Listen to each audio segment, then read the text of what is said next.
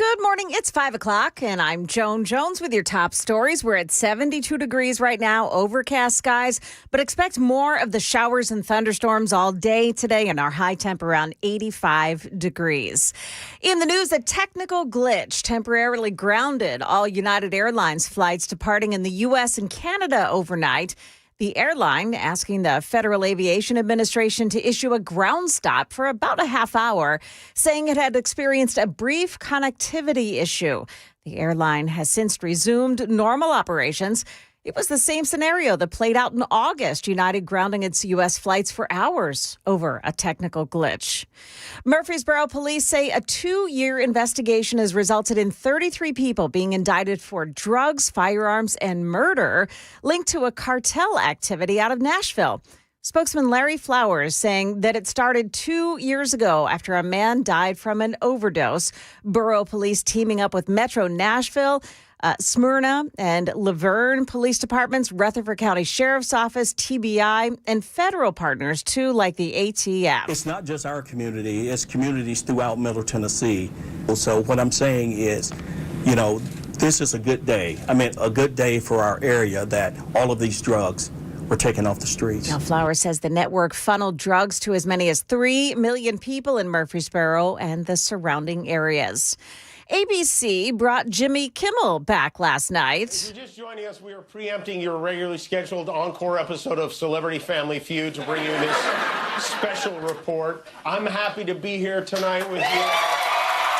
But a lot of Americans didn't even see it. Both Sinclair and Nexstar preempted his show again, saying they don't want Jimmy Kimmel back on the air. Together, they own 375 television stations across the country. Market numbers brought to you by Beacon Capital Management, online at beaconcm.com. Here's Michelle Franzen. Stocks took a turn after Federal Reserve Chair Jerome Powell said the central bank faces a, quote, challenging situation with risks to both inflation and employment, signaling a cautious approach to future interest rate cuts. He also said that stock prices are broadly fairly highly valued. The Dow lost 88 points, the S&P dipped 36, and the Nasdaq gave up 215 points. NVIDIA, Wall Street's most influential stock, also weighed on the market after announcing a partnership with OpenAI to build out data centers. Boeing saw a rise in stock after Uzbekistan Airways agreed to buy 14 of its Dreamliner airplanes and said it may add 8 more to the order.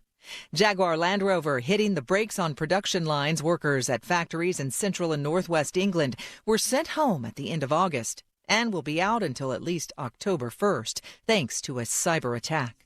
Michelle Franzen, ABC News. Stock futures all in the green this morning. The Dow futures plus 17, NASDAQ futures gaining 78, and the S&P futures are up 11 points. That's the latest news. Stick around for traffic next. I'm Joan Jones, WTN News.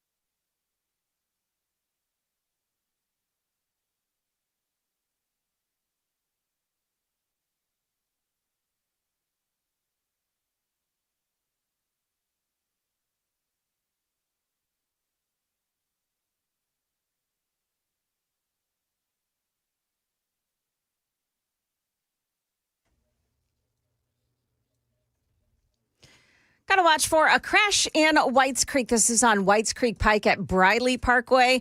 And also, as we go throughout the day today, we've got more showers, thunderstorms headed our way. And of course, that's going to bring down the traffic flow in the Nashville area. So maybe schedule some extra time on your way to work today. Traffic every 10 minutes every morning on Super Talk 99.7 WTN.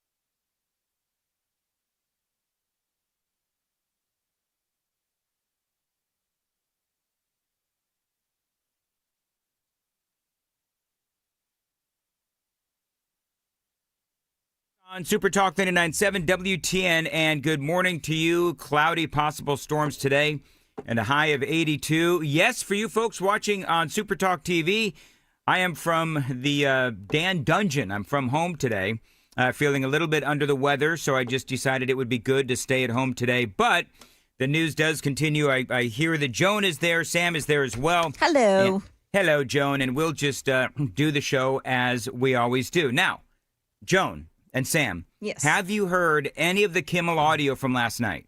Yeah, I The have. smidgens. Yeah. Did you hear the entire monologue? No. No. All 17 minutes of it. Don't worry, folks. I'm not going to play the entire 17 Thank minutes. goodness. But do you know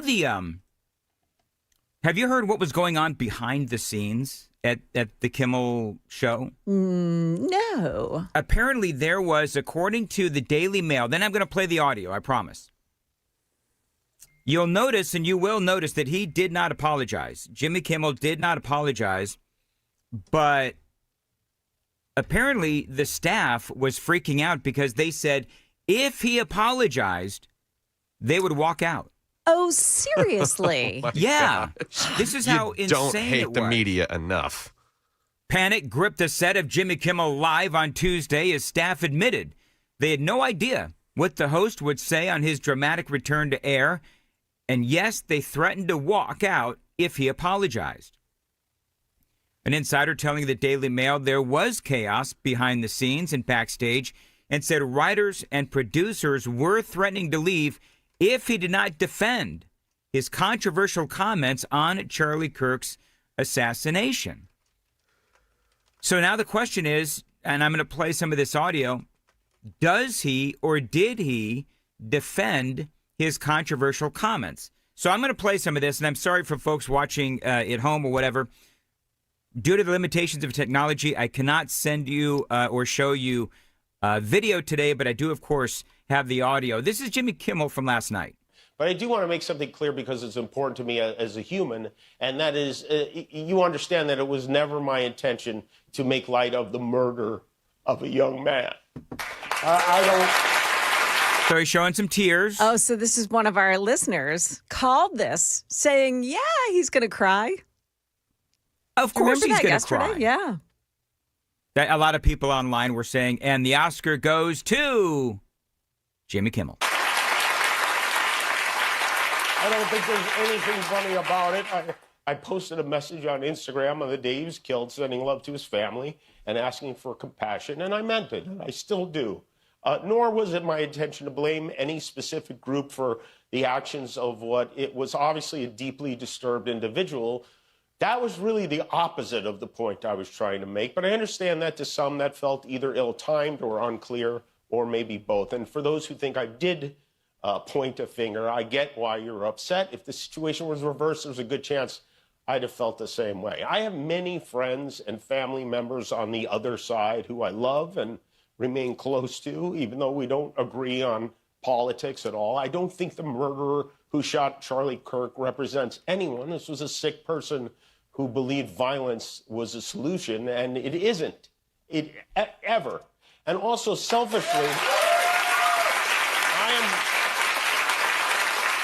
I am a person who gets a lot of threats. I get many ugly and scary threats against my life, my wife, my kids, my coworkers because of what I choose to say. This is where Jimmy Kimmel makes it about him. And I know those threats don't come from the kind of people on the right who I know and love. So that's what I wanted to say on that subject. But I don't want to make this about me because, and I know this is what people say when they make things about them. But I really don't. This show is not important. What is important is that we get to live in a country that allows us to have a show like this. So there you go. That is part of what he had to say, and I've got some more audio bites as well.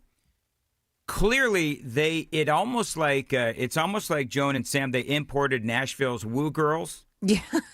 Because the crowd, I mean, they were loud. They were cheering him on, which is fine. I mean, you've got a bunch of Jimmy Kimmel fans there. Well, I would just, for the people who don't know behind the scenes, there's a floor director or producer hitting the applause button and telling them to get up and get after it every time they cue it up. Yes, and I've been to these tapings. I must have gone to 5 tapings of Jay Leno. And you're right. They've got a big old applause sign right there. And I'd be willing to bet also, Sam, since we're talking about behind the scenery, they also have a floor producer, maybe somebody that comes out and warms up the crowd. Mm-hmm. And so they probably had Mr. Warm-Up Guy come up and say, all right, so as you know, there's things that have been going on with Jimmy, and this is his first day back. So be sure and be extra exuberant today, is maybe what they did. But no apology. Now, do you believe that he was honest and genuine in his remorse? Not in the slightest. Okay. No. No apology. No. And here's the thing. I believe that if he was truly remorseful, he would have apologized. Now, he did say that those people that don't like him, nothing that he is going to say is going to change that. Nothing is going to change the mind of the haters. And I do believe that that's true. And I think the three of us are a prime example. But I've noted before that there were some conservatives out there who had either, some misgivings about what happened with the FCC commissioner issuing the warnings to Kimmel's syndicator or the affiliate stations. I had some misgivings myself, as you may recall, still do, but it could backfire. And we talked about that. But Jimmy Kimmel played this audio from none other than Ted Cruz. If the government gets in the business of saying, what you can and can't say, what you, the media, have said, we're going to ban you from the airwaves if you don't say what we like, that will end up bad for conservatives. I don't think I've ever said this before, but Ted Cruz is right. He's absolutely right. This affects all of us, including him. Now, I want to make sure that you folks know that I know and that Joan knows and that Sam knows. We all know that Kimmel, and we predicted this yesterday, he's trying to make this about a First Amendment issue, and I don't believe that it is. We'll get into that, but I'm just letting you know. We know, and we all know that it's not about a First Amendment issue. Think about it. If Ted Cruz can't speak freely, then he can't cast spells on the Smurfs. Even though I don't agree with many of those people on most subjects, some of the things they say even make me want to throw up. It takes courage for them to speak out against this administration, and they did, and they deserve credit for it. And thanks. All right, so that is where he acknowledged that there has been some controversy on the right side of the aisle. But yeah, he is still trying to make this about a free speech issue. So far, by the way, and he didn't say anything ultimately about the affiliates who refused to carry his show. Part of this monologue, he's going to talk about that. But after we got off the air yesterday, because remember, when we were on the air yesterday, it was the Sinclair group of television stations that were refusing to carry his show. I believe that they were horrified at what he said. The Nexstar group of television stations, after we got off the air, also came out and said that they would not be carrying his show either. So I looked it up, and it's 375 stations total that did not air Jimmy Kimmel last night. Wow. Yep. And the funny thing is, in this monologue, I don't think that I pulled that piece of audio, but I did watch the whole thing. And one of the things that he said is, Trump was trying to, either destroy him or talk about how his ratings weren't very good.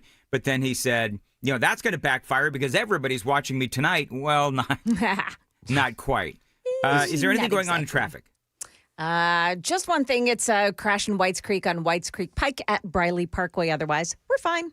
All right. So This is, by the way, this is just gold considering yesterday. Did you see the press release from the Judiciary Committee? no. Google admits censorship under Biden, promises to end bans of YouTube accounts of thousands of Americans censored for political speech. So it's funny you bring that up because I think it's in the next audio bite. I can't remember if I used it or not. But there was a point where he actually talked about, okay, so what happens if the government decided that they would decide what podcasts could be downloaded onto your phones and so forth. And he likened it to that. Well, it's number one, that's apples and oranges. But number two, if you really want to start talking about censorship, we certainly can under Joe Biden. Gosh, yes. I mean, good Lord, man, really? So I love how he's all butthurt about how he feels like he was censored. My question would be, where was he when all of those people that were, rightly, by the way, calling into question whether the vaccines were appropriate or the lockdowns were appropriate. Now, beyond all that, remember what Brendan Carr was talking about. Brendan Carr was talking about news distortion and news hoaxes. Mm-hmm. Can you lie about a fact? Because that's what he did. Mm-hmm. He lied. I mean, I don't know. I don't know any other way that you could look or listen to what he said, and we've played it 1,000 times. You folks know what I'm talking about. He lied. He blatantly lied. Yep. So that's what Brendan Carr, Sam, was saying about news distortion and news hoaxes. You can't lie about a fact, and that's what he did, Sam. He's trying to umbrella it. Well, I'm a comedian. I do jokes.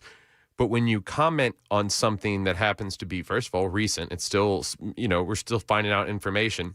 Most of the country considers to be a national tragedy. You have crossed the line from comedy into news reporting. Well, and again, there was no joke. Yeah, well, he was not joking. There was no joke.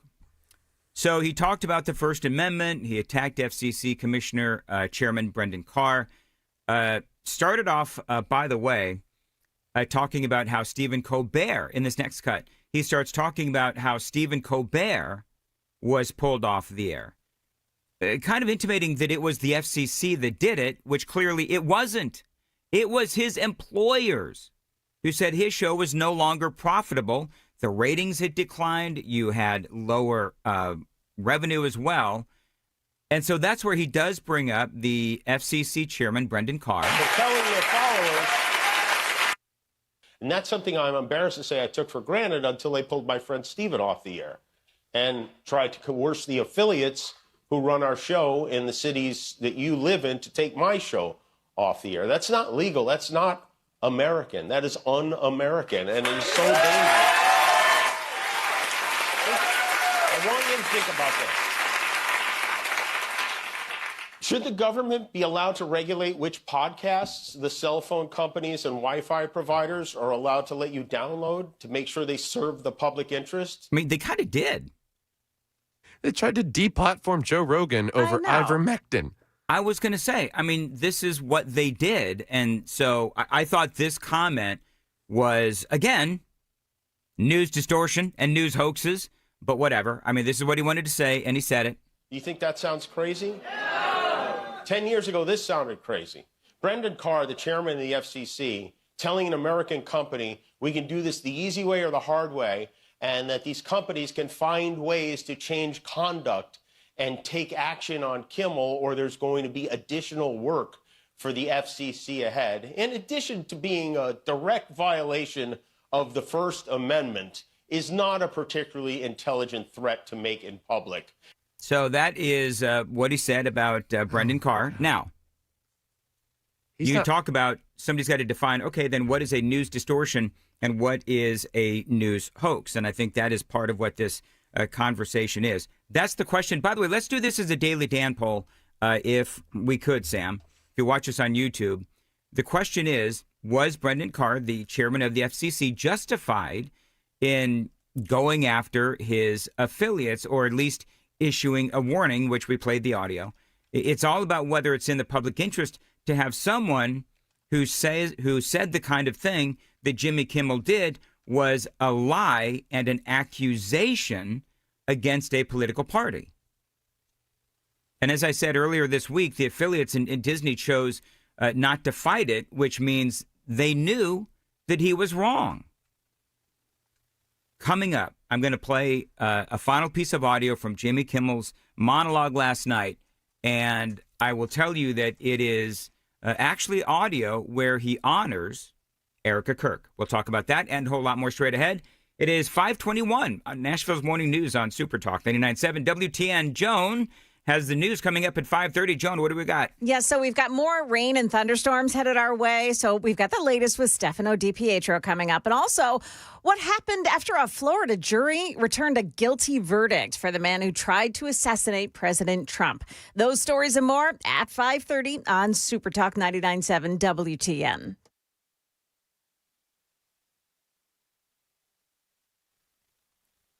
All right.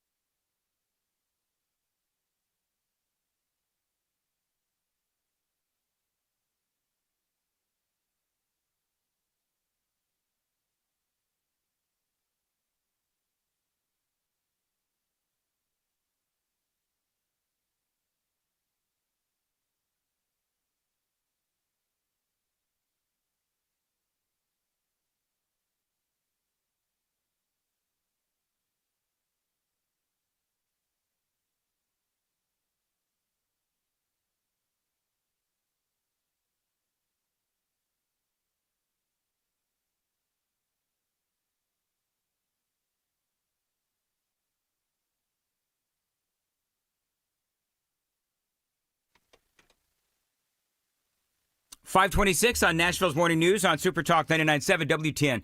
The best part of broadcasting from home and trying to do all of the technical calisthenics that we're trying to do, Joan, Yeah. to get the video on and me. And by the way, my lighting apparently is terrible. It always is terrible. I cannot figure. I need to bring like a lighting director into my basement so that I can figure out the lighting.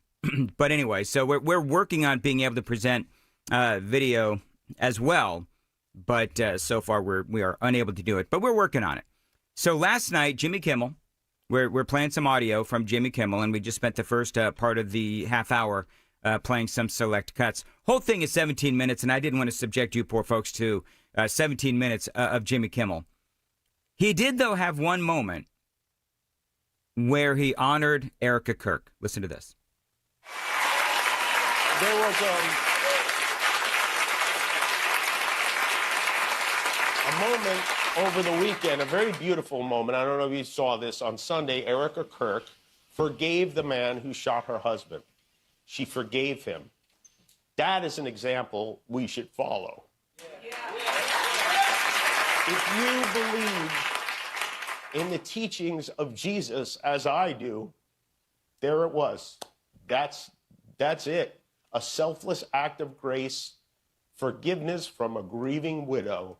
It touched me deeply. And I hope it touches many.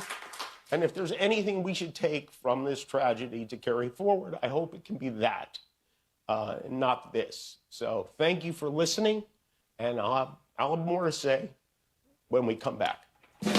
So in order to talk about forgiveness, you actually have to apologize, though, right? Yeah, you would think. And there was no apology there. There was none. There was none. So, I don't know. That was Jimmy Kimmel. And did we end up doing a Daily Dan poll, Sam, who is working fiercely behind the scenes and telling me things in my ears as I'm trying to talk? Number one, did we do a Daily Dan poll? Did you have time to put it up? Yeah, I mean, we did too. So the first one was, did the FCC overstep with Kimmel? We had 84% saying no. And then currently the question was Carr's warning justified? 90% saying yes. Okay, so there you go. I mean, the WTN audience has spoken. So we've got a lot more. Joan, I know you heard, and Sam, I know that you folks heard about Donald Trump's incredible speech at the United Nations yesterday. Yeah. Holy smokes. I was here still when it began this yesterday. And he threw a bomb on those people. Mm-hmm. It was awesome. Now, here's the funny thing, though. The funny thing is you have all these people that are saying, oh, Trump did this, that. I've got some audio. But to me, it was just Trump being Trump. Yeah, absolutely. Like, this was just Trump being Trump. None of this surprised me at all. And the fact that he went into the UN and told them, hey, you guys are not only ruining your country, but you're helping to ruin ours. He's got a problem with that. So I've got some audio from President Trump at the UN and a whole lot more straight ahead. It is Nashville's Morning News on Super Talk 99.7 WTN.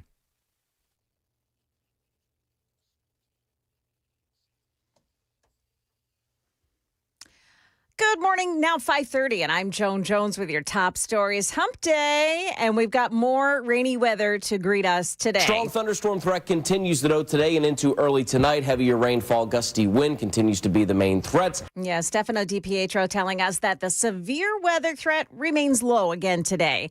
And the high is around 85 degrees. Former Tennessee Speaker of the House Glenn Cassada sentenced to 3 years in prison for a mail scheme that defrauded taxpayers. Here's WSMV4 investigative reporter Stacey Cameron. Judge Eli Richardson did show some leniency as government prosecutors wanted a 5-year prison sentence. Again, Cassada getting only 3. Here's Cassada's lawyers reacting to the sentence and the hope to get the conviction overturned on appeal. Kind of what we expected. Yeah, disappointed, but we look forward to appealing. We're optimistic. Yeah. We're optimistic. I think the judge himself said several times that these kinds of cases are often reversed in the appellate courts, so it's not a frivolous appeal by any means. Cassada will also get 1 year supervised probation upon his release and a $30,000 fine. He remains free on bond. Last week, former Chief of Staff Cade Cothran was sentenced to 30 months in federal prison. Ryan Ruth convicted of attempting to assassinate then candidate Donald Trump on the president's Florida golf course last year. ABC's Victor Akendo. Ruth attempting to stab himself in the neck with a pen. Officers then swarming him and dragging him out of the room. A jury of 7 women and 5 men deliberating for just 2 hours. Ruth now facing up to life in prison on 5 federal charges. President Trump praising the verdict, saying justice was served. And he'll be sentenced in January. That's the latest news. Traffic is next. I'm Joan Jones, WTN News.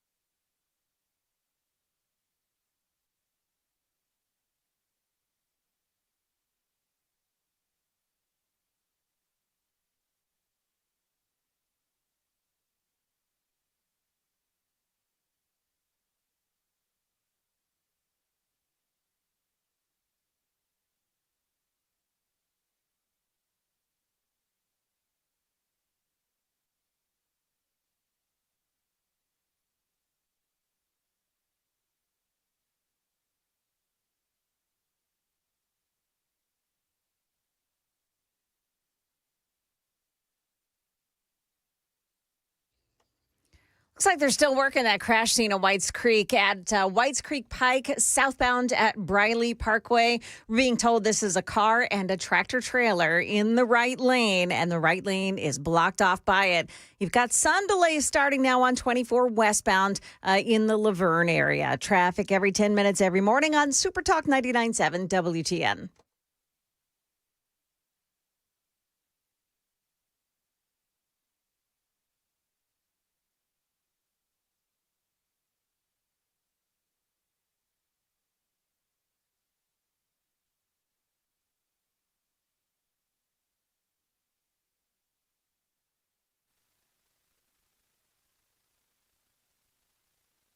.536, Nashville's Morning News on Super Talk 99.7 WTN. All right, so let's talk about Donald Trump at the UN. First of all, and I've got a bunch of audio, but first of all, so it's interesting, the escalator, just kind of going through all this, the escalator stopped working as he enters into the United Nations, right, Joan? Yes. And also the teleprompter, when he got up there, wasn't working either. So now, I kid you not, the Secret Service is looking into this. They should be. Here's what they're saying. You know what? I agree with you. Especially, Joan, especially with the escalator going up. It stops, meaning the president is an open target. Yes. Right there if somebody wanted to take him out. Now, obviously, they've got a lot of security there. But if there was somebody purposely trying to make the president look bad, or trying to make him walk up a big long flight of stairs, then that's BS. And I would love to know who did it. Now, the people at the UN are saying that it was all an accident. The people at the UN, part of what they're saying is that there was a videographer who was going up the escalator. And you know how when you go up an escalator, there's a worry that, you're going to get maybe a shoelace stuck in there or something? Yeah. So what the UN is saying is that a videographer stopped the escalator because of his equipment or something. So that's what they're saying about that. I don't know if I believe them, but that's what they're saying. And it was a White House videographer at that. They also say that the White House was responsible for the teleprompter. I don't know if that's true or not, because Donald Trump, he's famous for being able to speak off the cuff, but there's the information that is inside the teleprompter, right, that he's reading, but then there's the piece of equipment itself. So did they bring their own teleprompter to the United Nations building? That doesn't seem like that just doesn't make sense to me, but whatever. So the president, though, he handled it all with aplomb. This is a part of what he said. And I don't mind making this speech without a teleprompter, because the teleprompter is not working. I feel very happy to be up here with you nevertheless, and that way you speak more from the heart. I can only say that whoever's operating this teleprompter is in big trouble. Yeah, you could tell that he was not happy, but he handled it expertly. It was all fine, well, and good. Again, they do say that the Secret Service is looking into that. Again, the United Nations says the teleprompter was the responsibility of the White House. White House Press Secretary Caroline Leavitt, though, Joan, smells a rat. Oh, yeah. This is from the Associated Press. You ready? She says other irregularities occurred during Trump's United Nations appearance, including allegedly manipulated audio levels. She says the audio inside of the room was much lower and different for the President of the United States than the previous speaker. She says when you put all this together, teleprompter, escalator, it doesn't look like a coincidence to me, she says, adding that Secret Service personnel are looking into this to try to get to the bottom of it. Neither the United Nations nor the Secret Service has issued a public statement as of Wednesday morning. So I don't know. Well, I mean, we'll have to wait and see. I thought that it was a great speech nonetheless. Now, they eventually got the monitor working, the teleprompter working about, what do you think, about 15, 20 minutes into the speech? Something like that. Didn't you love the line about when he first began saying, whoever's running the teleprompter's in big trouble? Yeah, just played it. It's great. And you know, part of this is that you have all of these, you know, snooty world leaders who think they're better than Donald Trump. Mm-hmm. That's sort of the dynamic at the UN. It was all the people laughing at him last year. Yes. They're not laughing this year. It was all the people that were laughing at him last year. And I think that for President Trump, and again, people are saying that he dropped the bomb on the United Nations. And, you know, people are saying, oh, this was a disaster for the United Nations. And Trump, you know, really came at them hard. And honestly, I've seen Trump a lot worse than this. Mm-hmm. I mean, a lot worse. So to me, I thought that he was polite, but I also thought that he was direct. And so part of moving on from all of that, Trump spoke about his successes related to the economy and the border, stopping 7 wars. He spoke about tariffs and more, immigration as well. Of course, one of the big victories for him. But he did it putting it all in the perspective of the Biden administration. An era of calm and stability gave way to one of the great crises of our time.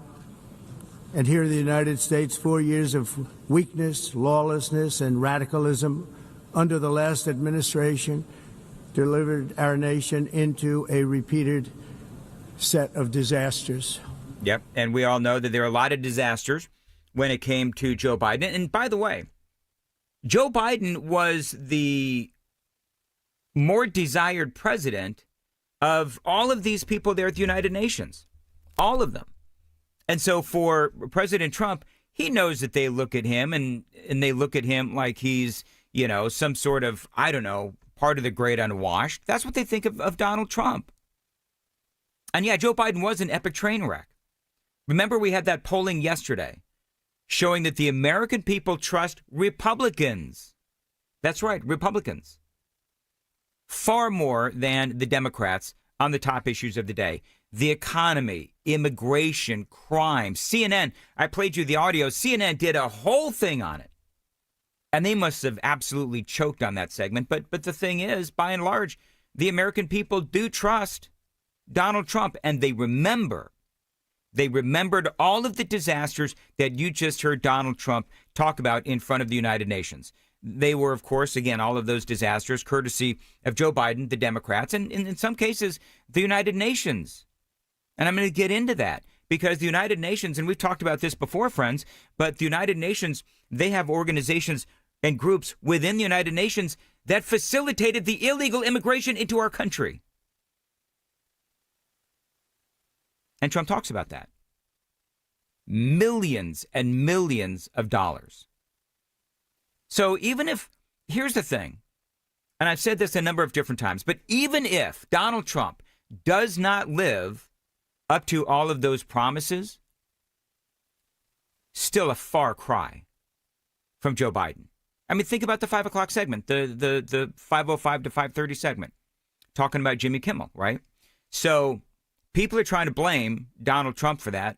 So let's go ahead and just say, okay, let's go ahead and say, just for the sake of the argument, that Donald Trump and Brendan Carr colluded to try to get Jimmy Kimmel off the air. But think about that's one person. Think about the millions of conservatives who had our free speech destroyed because we were speaking against what Dr. Anthony Fauci was saying. We were calling out the negative impacts of the lockdowns. We were calling into question whether it was wise and smart to force people to get vaccines or they wouldn't be allowed to work. We were banned or shadow banned or throttled, if we dare say, there's a COVID lab there in Wuhan. Is it possible that it escaped from there? So if there's any side that really knows full too well what it's like to be censored, it is our side. And we ultimately were proven right in everything, or most everything that we said.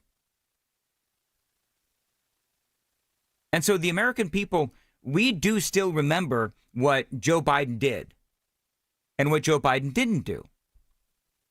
Like protect the southern border, which is where we picked this up. On our southern border, we have successfully repelled a colossal invasion. And for the last 4 months, and that's 4 months in a row, the number of illegal aliens admitted and entering our country has been 0. He's right. 0. And again, another big victory. In just 7 months. It's never happened before. There's never been anything like that. I'm very honored to have done it. Yeah. And here's the thing. When you look at Joe Biden and you look at what he did to our country, because remember, one of the things that I always say is, what did Joe Biden do for our country? Nothing. Literally nothing. But what did he do to our country? He did a lot. None of it was good. Especially when you start talking about that southern border. It was a mess. We were invaded. And Joe Biden sat around and he did nothing. And Trump, literally, he fixed it on day one. Protect the border is what he did. Initiated policies that didn't encourage illegal immigration and protected our southern border. Trying to get rid of the gang members. That's the other thing that Trump is doing right now. Getting rid of the gang members, get those deportation numbers up, which I think is a good thing. All of which have been very popular with the American people. And yeah, this is where it did start to get spicy. It's too bad that I had to do these things instead of the United Nations doing them. And sadly, in all cases, the United Nations did not even try to help in any of them. I ended 7 wars, dealt with the leaders of each and every one of these countries, and never even received a phone call from the United Nations offering to help in finalizing the deal. All I got from the United Nations was an escalator that on the way up stopped right in the middle. If the First Lady wasn't in great shape, she would have fallen. But she's in great shape. We're both in good shape. We both stood. And then a teleprompter that didn't work. These are the 2 things I got from the United Nations, a bad escalator and a bad teleprompter. Thank you very much. But you know what? Here's the thing. He's doing great. Everything that he's saying is true. He's calling out the United Nations as he should. And all Trump ever seems to get for his efforts, you ever notice this? All Donald Trump ever seems to get for his efforts is eye rolling, assassination attempts, and from the United Nations, just a bunch of mocking. Did you hear what the UN is saying about the escalator stopping? No, go ahead. They're saying, this is on ABC News this morning, that it was a videographer from the U.S. delegation. Now, I don't know if that means from the White House or one of the press people, but a videographer from the U.S. delegation who ran ahead of President Trump triggered the stop mechanism at the top of the escalator. The stop mechanism is what will stop it if there's an emergency. And they're saying that it was somebody from the U.S. that did the stopping of the escalator, not the UN. I don't know. Do you buy it? Oh, I don't. No, I don't no, buy no, it. no. Sam, do you buy it? I mean, in conjunction with the volume being low and the teleprompter, no. Not even a little bit. Just like I don't buy Jimmy Kimmel's apology. Right.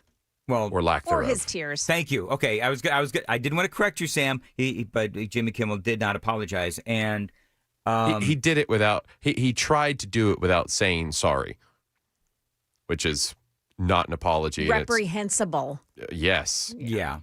That's a mother word for you. Yeah. All right, so it is 5:51 on Nashville's Morning News on Super Talk. I have not even gotten through all of my Donald Trump audio where he was at the United Nations because where I'm leaving off here is just where things really start getting good. You know what's interesting, though, is that, not to belabor the point, but his mood is really good. Like, he seems to just being able to he's rolling with the punches. Mm-hmm. He's just rolling with it, and he was fine.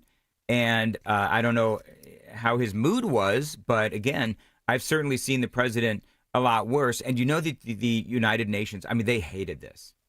They had to sit here and they had to listen to the president of the United States, who they hate, castigate them on a number of different issues, including where he, and I'm going to play this in the audio coming up after 6, where he actually told the United Nations and all these organizations and all of these heads of state that they were destroying not only their country, but they're destroying the world. That's what Donald Trump said. And I've got that audio straight ahead.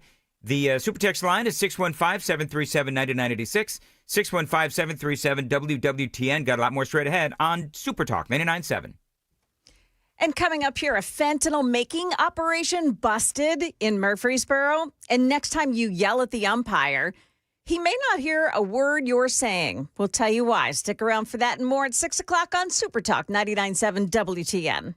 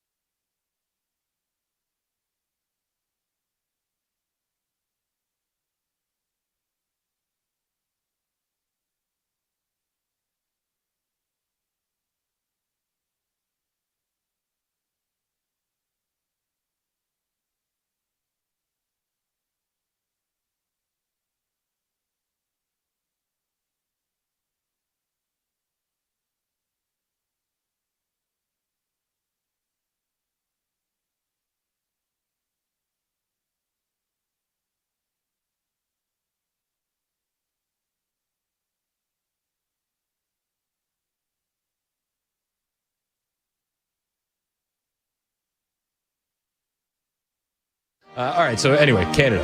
In the unlikely event that you find yourself the victim of a home invasion, we are urging citizens not to take matters into their own hands. But don't engage unless absolutely necessary. Is that so? Don't take matters into your own hands?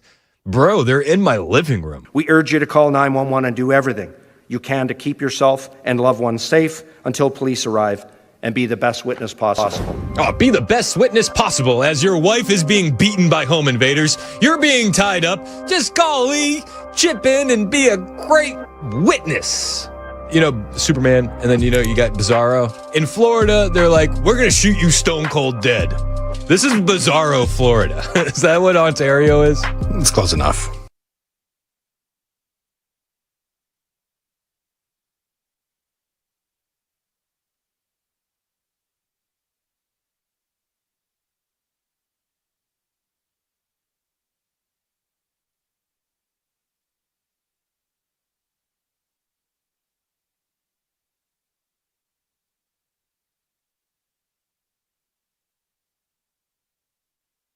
All right.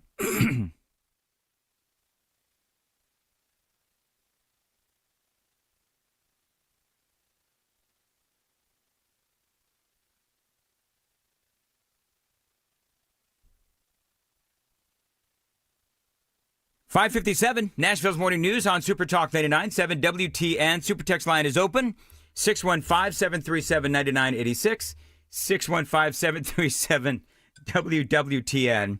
Joan, are you looking at the super text line? I am. Have you noticed anything? Oh, actually, I was looking at the... Does Joan not listen to what you say? I didn't want to say it. Uh-huh. But 2 times you said something that I'd already said. Oh, man. Now, listen, it's all good, fine, well. So what happens is when I'm at home, then it messes up our flow. And again, I woke up a little under the weather today, and I thought that it would be best to just do the radio broadcast from home today. You can keep your germs home, mister. It's exactly right. That you probably got from driving a wet car home.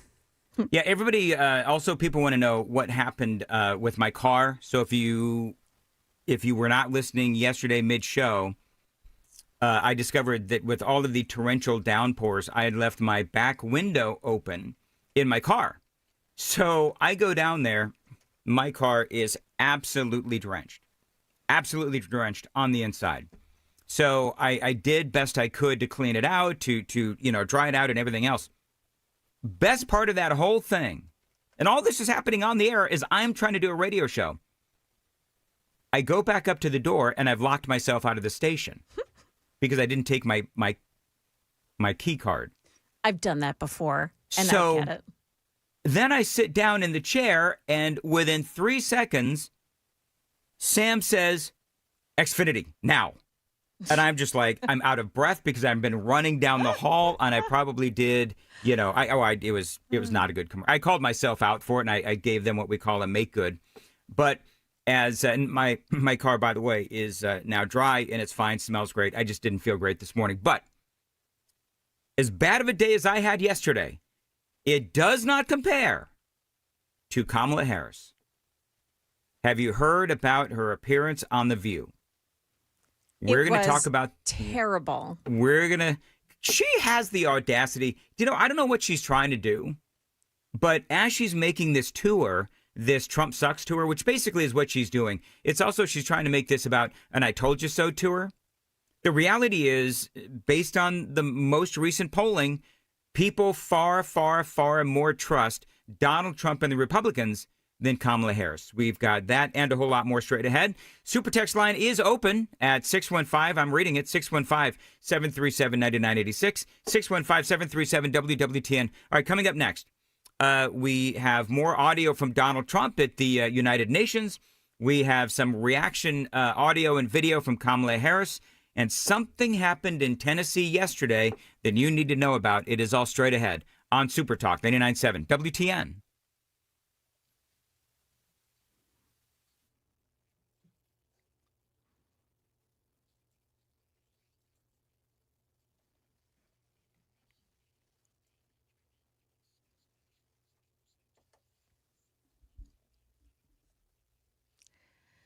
Well, hello there. It is 6 o'clock, and I'm Joan Jones with your top stories. We've got thunderstorms this afternoon and highs around the mid-80s today. Murfreesboro police are saying lives have definitely been saved after they busted a huge network of people that have been manufacturing and selling fentanyl right here in the mid-state. Spokesman Larry Flowers saying after 2 years of investigation, 33 people have been indicted, and their operation has been linked to drug cartels. All of our officers and all of these partnering agencies did whatever they could to bring justice for those families with these arrests. Flowers says overdose deaths in the borough outnumber homicides, suicides, and vehicle deaths. Also in Murfreesboro, police are searching for a teenager who's been missing since last weekend. His name is Kaimani Tyndall. Channel 4's Alexandria Adams. Police tell us that he was last seen with a firearm. So if you see him, please say to proceed with caution and give them a call. Tyndall was last seen wearing a blue and white outfit. Major League Baseball is saying yes to robot umpires. Major League Baseball isn't doing away with human umpires, but after a trial, the league says robot umpires are coming next season. As part of the fairly new challenge system, teams will be able to challenge balls and strikes calls in spring training and during the regular and postseason. The system has been tested in the minor leagues. Using a dozen cameras, computers can read if it was a ball or a strike, and with the tap of their helmet or their ball cap, a pitcher, catcher, or batter can call for a review of a ball or strike. Each team will start the game with 2 challenges available to them. Alex Stone, ABC News. Market numbers brought to you by Beacon Capital Management, online at beaconcm.com. Here's Jim Ryan. The 3 major indexes backed away from the records they set last week. The Dow Jones on Tuesday gave up 89 points to close at 46,293. The S&P surrendered 0.5%. The Nasdaq Composite nearly 1%. After the first interest rate cut of the year, Chairman Jerome Powell says the Fed is in what he calls a challenging situation. In remarks Tuesday, Powell pointed to the competing risks of rising inflation and a softer job market. The deadline is November 18th for AT&T customers who lost personal data in one of last year's 2 cyber attacks to claim a piece of a $177 million settlement. The telecommunications giant has denied mishandling consumers' information. Jim Ryan, ABC News. And we've got NASDAQ futures right now plus 77. The S&P futures are up 10. Dow futures have, they're about up by 3 points at this moment. That is the latest news. We've got your traffic ahead. I'm Joan Jones, WTN News.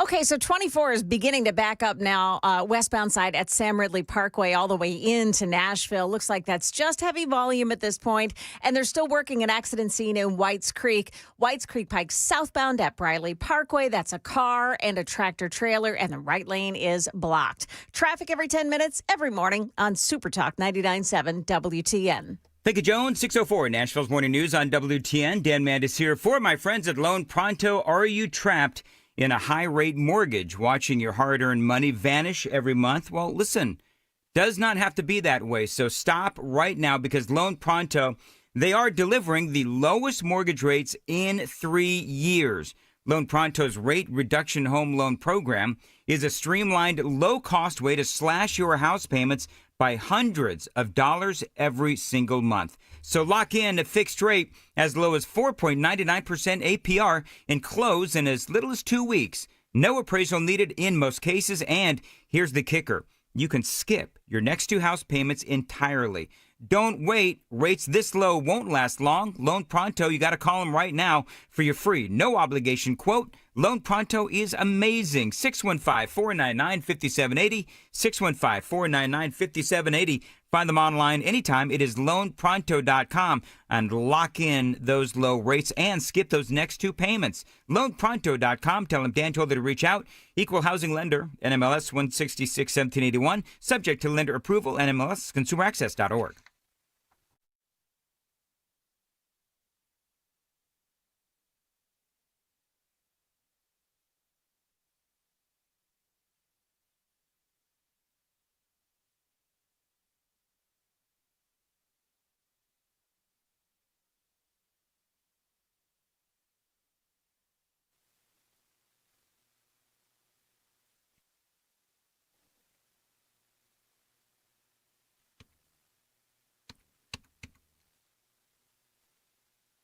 It is 6:06 on Nashville's Morning News on Super Talk 99.7 WTN. Welcome on in. Hope you are doing well. Man, we've got a lot to talk about this morning. Donald Trump at the UN.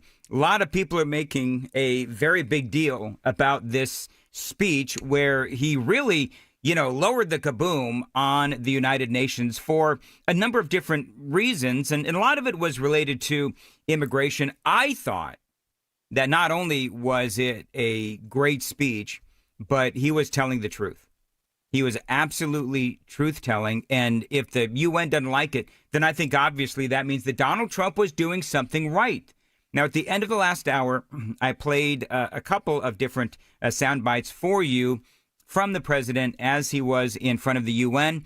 By the way, I've got a couple more, and I've got the reaction from Kamala Harris. And so, because she is, I don't know why Kamala Harris is doing what she's doing. Like, I don't know if she's sort of like trying to do some sort of an I told you so tour, but it doesn't make any sense. And we'll get into that straight ahead on Nashville's Morning News on Super Talk 99.7 WTN. So back to some Donald Trump audio from the United Nations, representing our country, sticking up for our country, and giving the other countries in the United Nations a little what for. This is part of what he said.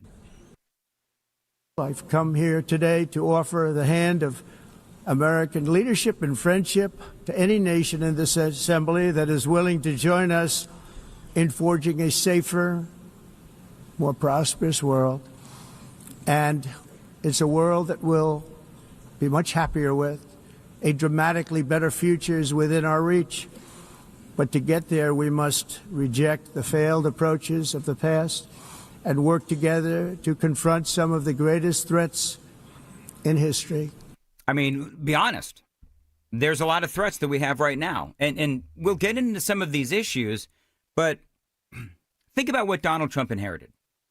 The war between Israel and Hamas, the Russian war with Ukraine, a massive border crisis. And as far as the world goes, and a lot of this is, I'm sorry, but it's thanks to Joe Biden and the weakness of the United Nations. An ever-emerging China.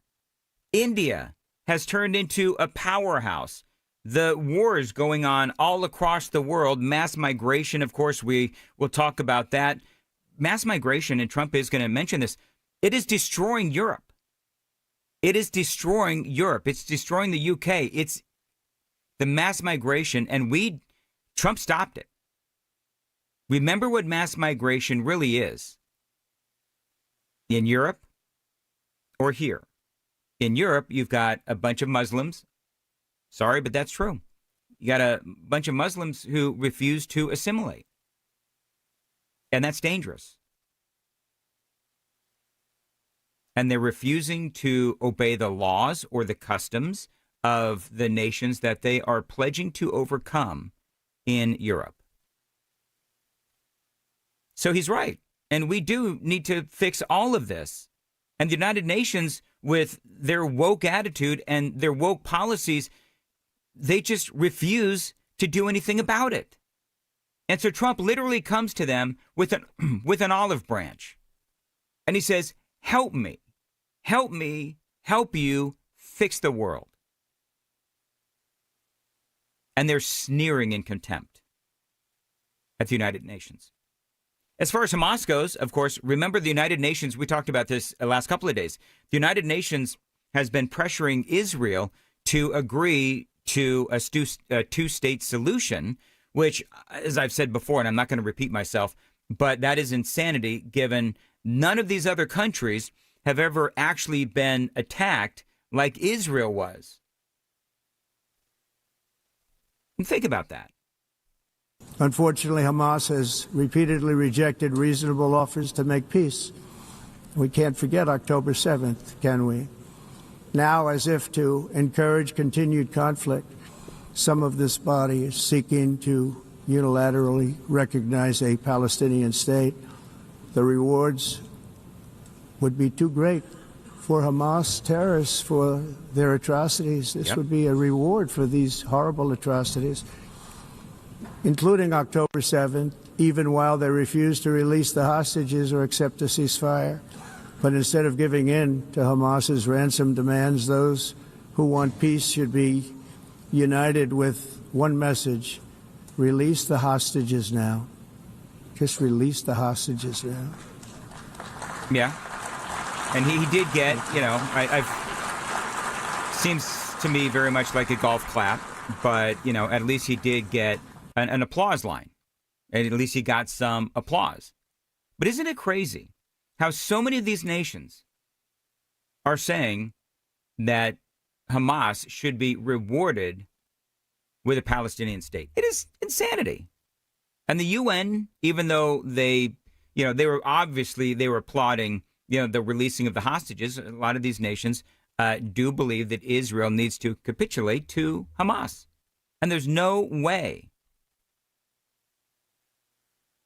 He spoke of the war between Ukraine and Russia. Everyone thought Russia would win this war in 3 days, but it didn't work out that way. It was supposed to be just a quick little skirmish. It's not making Russia look good. It's making them look bad.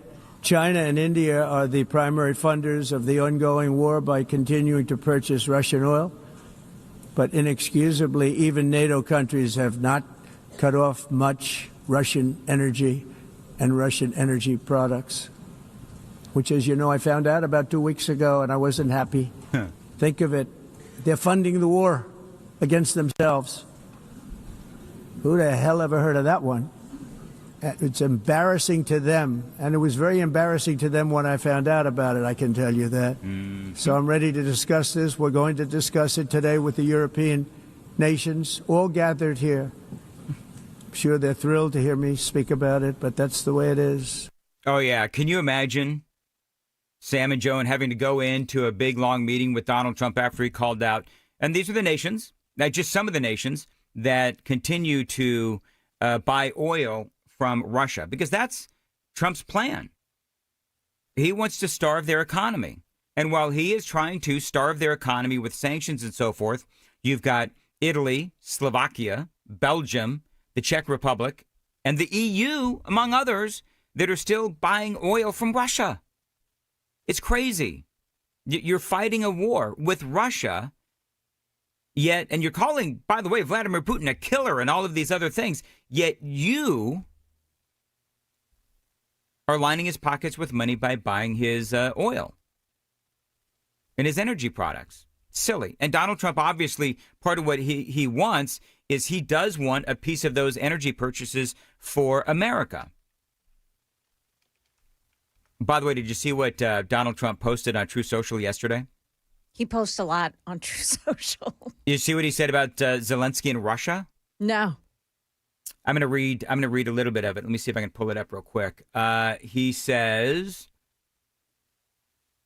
it's really long. After getting to know and fully understand the Ukraine-Russia military and economic solution, the economic situation, and after seeing the economic trouble it is causing Russia, Trump says, I think Ukraine, with the support of the European Union, is in a position to fight and win. all of Ukraine back in its original form. With time, patience, and the financial support of Europe, and in particular NATO, the original borders from where this war started is, he says, very much an option. Why not? President Trump says Russia has been fighting aimlessly for 3.5 years, a war that should have taken a real military power less than a week to win. Trump says this is not distinguishing Russia. As a matter of fact, he says it is very much making them look like a paper tiger. You've heard that before on this show. When the people living in Moscow and all of the great cities, towns, and districts all throughout Russia find out what is really going on with this war, the fact that it's almost impossible for them to get gasoline through the long lines that are being formed and all of the other things that are taking place in their war economy, where most of their money is being spent on fighting Ukraine, which has great spirit, are only getting better. Ukraine would be able to take back their country in its original form and, the president says, maybe even go further than that.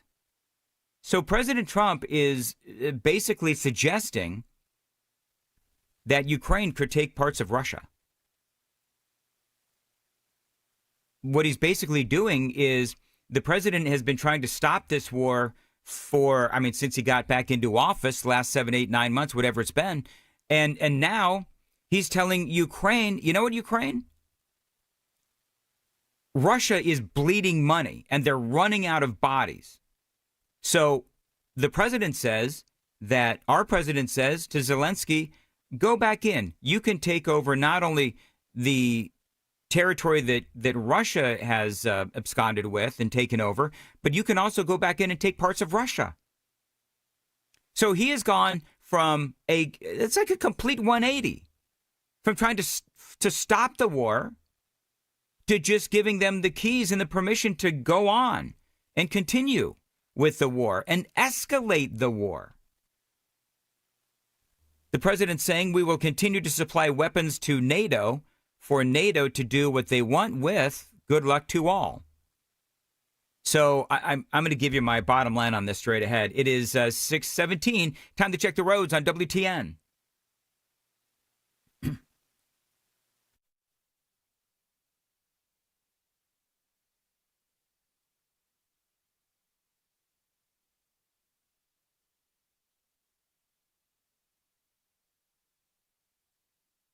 Very good. As far as your weather goes, today, cloudy, possible storms as well. 82 degrees, and appreciate you listening to Nashville's Morning News. So basically what Trump is doing is, and this is a message not only for Vladimir Putin, this is a message for Putin and Zelensky. And Trump is telling Zelensky, go on in. You can retake all of that territory, and you can go in and maybe take part of Russia too. And so what Trump is basically saying is that we are going to continue to allow NATO to buy weaponry from the United States. NATO can go ahead and then give it to Ukraine and let the fighting continue until Russia is bled dry. And so if I'm going to look at this from a purely cynical way, our military apparatus can keep, and our technology can keep supplying NATO with the weapons. That is, and I don't subscribe to this, but this is basically what's going on. That is going to be good for our economy. It's not good for the world, in my opinion, but it's good for the economy. But he's also telling Vladimir Putin, you know what? You want to keep this going? We can keep this going. If this is what you want to do, Vlad, then we are all about it. And he's also calling out Vladimir Putin and the Russians because this is a war that many people said should only last a week and a half or so. But the other side of that argument, of course, now Donald Trump has stopped this, but the other side of that argument is, well, Putin is intentionally keeping this war going because it was effectively destabilizing our politics in America during Joe Biden's reign. And it was also bleeding us dry because of all of the weaponry and all of the cash that we were giving Ukraine. Well, now we're forcing NATO to buy the military equipment. So it is a little different. But I think there's a bit of mind gaming going on with Donald Trump and Vladimir Putin. And he's saying, all right, Vlad, you want a long-term war? You want to go through this and destroy your economy? Let's go right on ahead and do that. And because of what Trump is trying to do, he is now, I believe, going to start implementing some hardcore sanctions. We'll see if that works. Here's a little bit more from Donald Trump at the United Nations as he's talking about what is happening on the world stage. Solving the problems it should too often. It's actually creating new problems for us to solve. The best example is the number one political issue of our time, the crisis of uncontrolled migration. It's uncontrolled. Your countries are being ruined. The United Nations is funding an assault on Western countries and their borders. In 2024, the UN budgeted $372 million in cash assistance to support an estimated 624,000 migrants journeying into the United States. Think of that. The UN is supporting people that are illegally coming into the United States, and then we have to get them out. I mean, think about that, right? The United Nations has all kinds of programs. We spoke about this a little bit in the 5 o'clock hour. The United Nations has all kinds of programs that help people literally migrate. So you have a bunch of people in all these different countries that are struggling.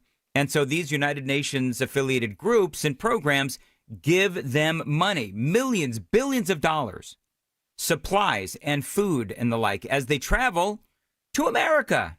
It is insanity.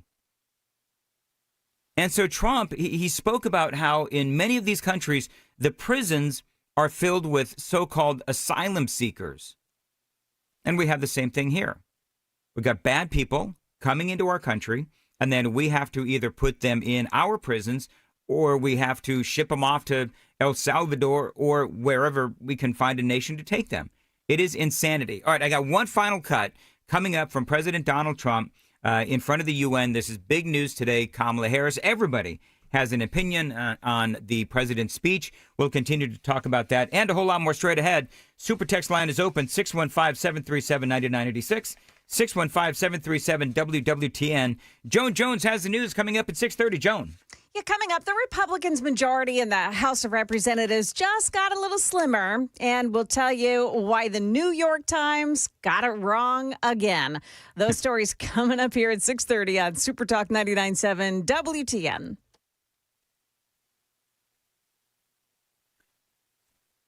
Hey, Sam.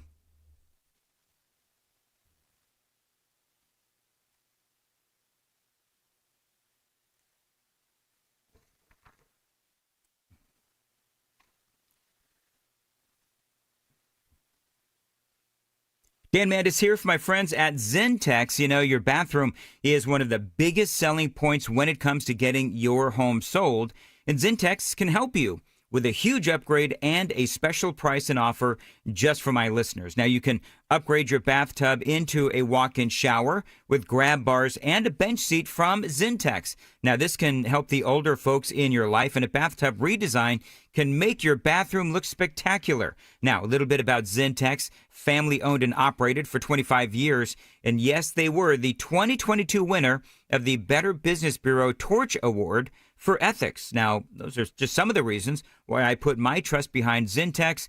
Your work is going to be done on time and on budget. It's going to be done in a day or less. Now, right now, a great offer for my listeners. You mentioned WTN, you are going to get a free Kohler toilet.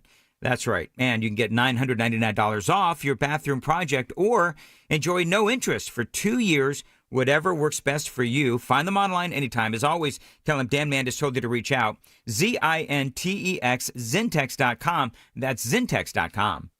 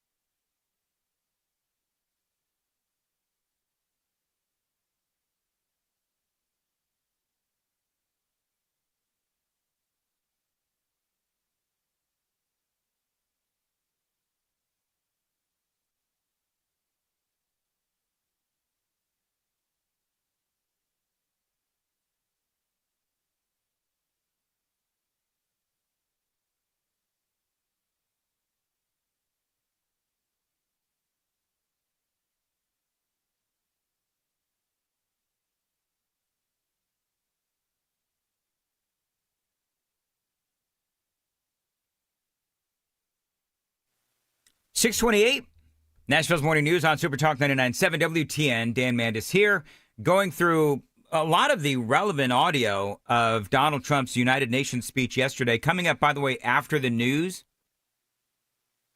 wait till you hear what Kamala Harris had to say about Trump's United Nations speech. I've got a lot to play, so let's get right to it. This is the last audio bite from President Trump yesterday, and it is a good one. America belongs to the American people, and I encourage all countries to take their own stand in defense of their citizens as well. You have to do that because I see it. I'm not mentioning names. I see it, and I can call every single one of them out. You're destroying your countries. They're being destroyed. Europe is in serious trouble. Yep. They've been invaded by a force of illegal aliens like nobody's ever seen before. Illegal aliens are pouring into Europe. Nobody is ever, and nobody's doing anything to change it, to get them out. It's not sustainable. And because they choose to be politically correct, they're doing just absolutely nothing about it. Yeah, that is Donald Trump in front of the UN. He's right. I mean, you want to talk about the mass migration of the last 10 years? Major issues. And we obviously had the same thing here before Donald Trump stepped in. We are still dealing with the last 4 years under Joe Biden. But you've got wage suppression. You've got skyrocketing crime. You've got jobs that would typically go to locals are now going to these, I'm air quoting, asylum seekers. Public service and infrastructure overload, refusal to assimilate. It's one of my big ones, demanding that local laws take a backseat to Islamic cultures and laws. And of course, we all know about the grooming gangs and the rape culture and the rest of it that has invaded those nations. So people are like, oh my gosh, how could Donald Trump say these things? I mean, somebody please tell me where he's wrong. Somebody please tell me where he's wrong. All right, got to go. News coming up now right here on Super Talk 99.7 WTN.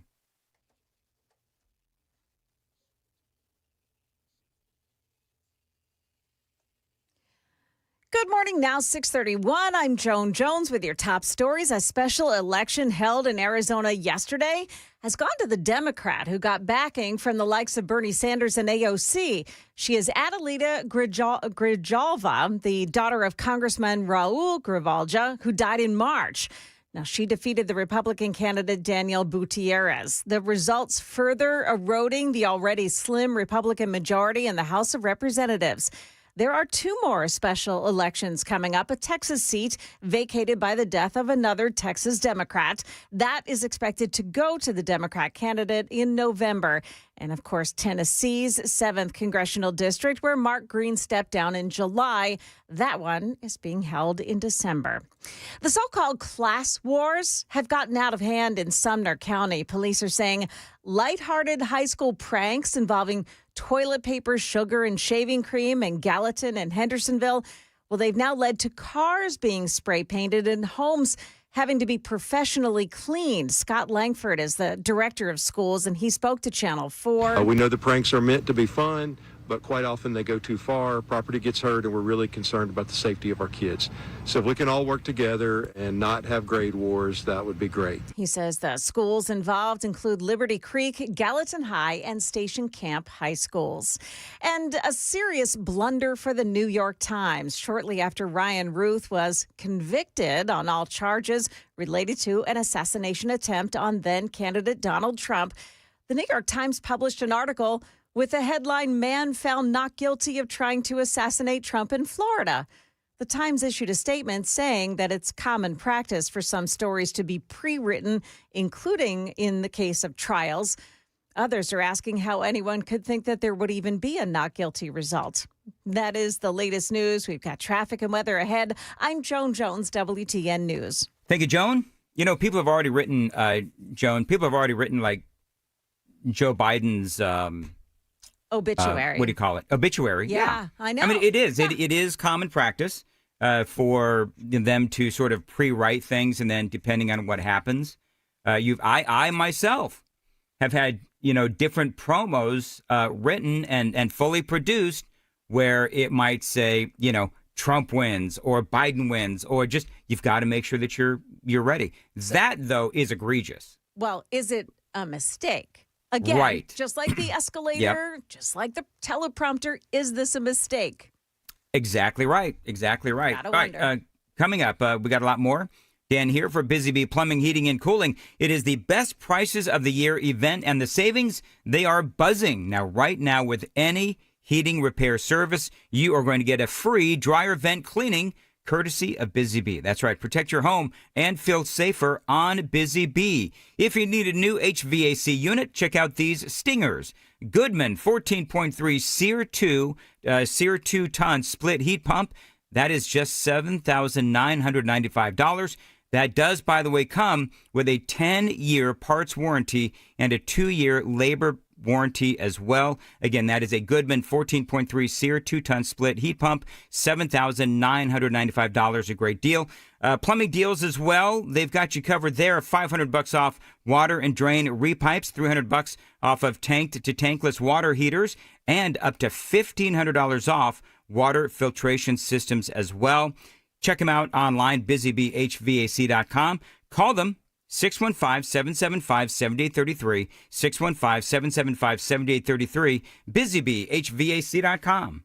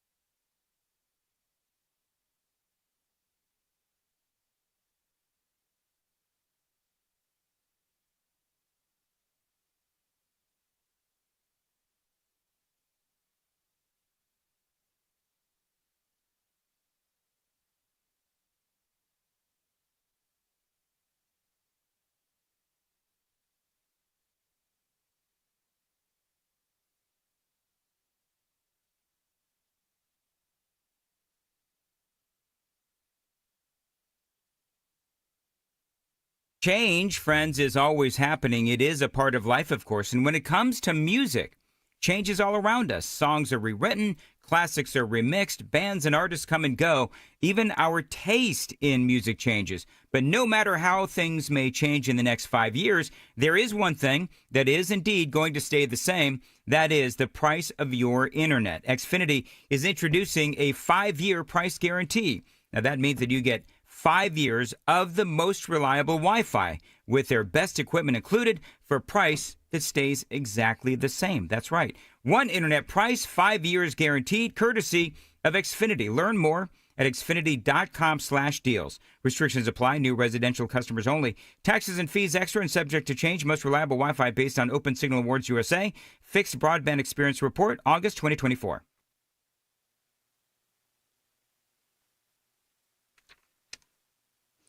Okay, watch it on 40 eastbound this morning in Pegram. You've got a crash. The left lane blocked off by it past McCrory Lane. That's exit 192. And then they're working on a crash, too, in the Gulch on Broadway at 14th Avenue North. Now, it is a milling and paving project on 65 northbound this morning between Saturn Parkway and Paytonsville Road, and that's slowing traffic down as well. On 24, the westbound side, things are very slow. Smyrna all the way up to Nashville, and you've got the normal volume delays as well on 65 and 24 to the north of Nashville. Especially at that merge. Traffic every 10 minutes every morning on Super Talk 99.7 WTN.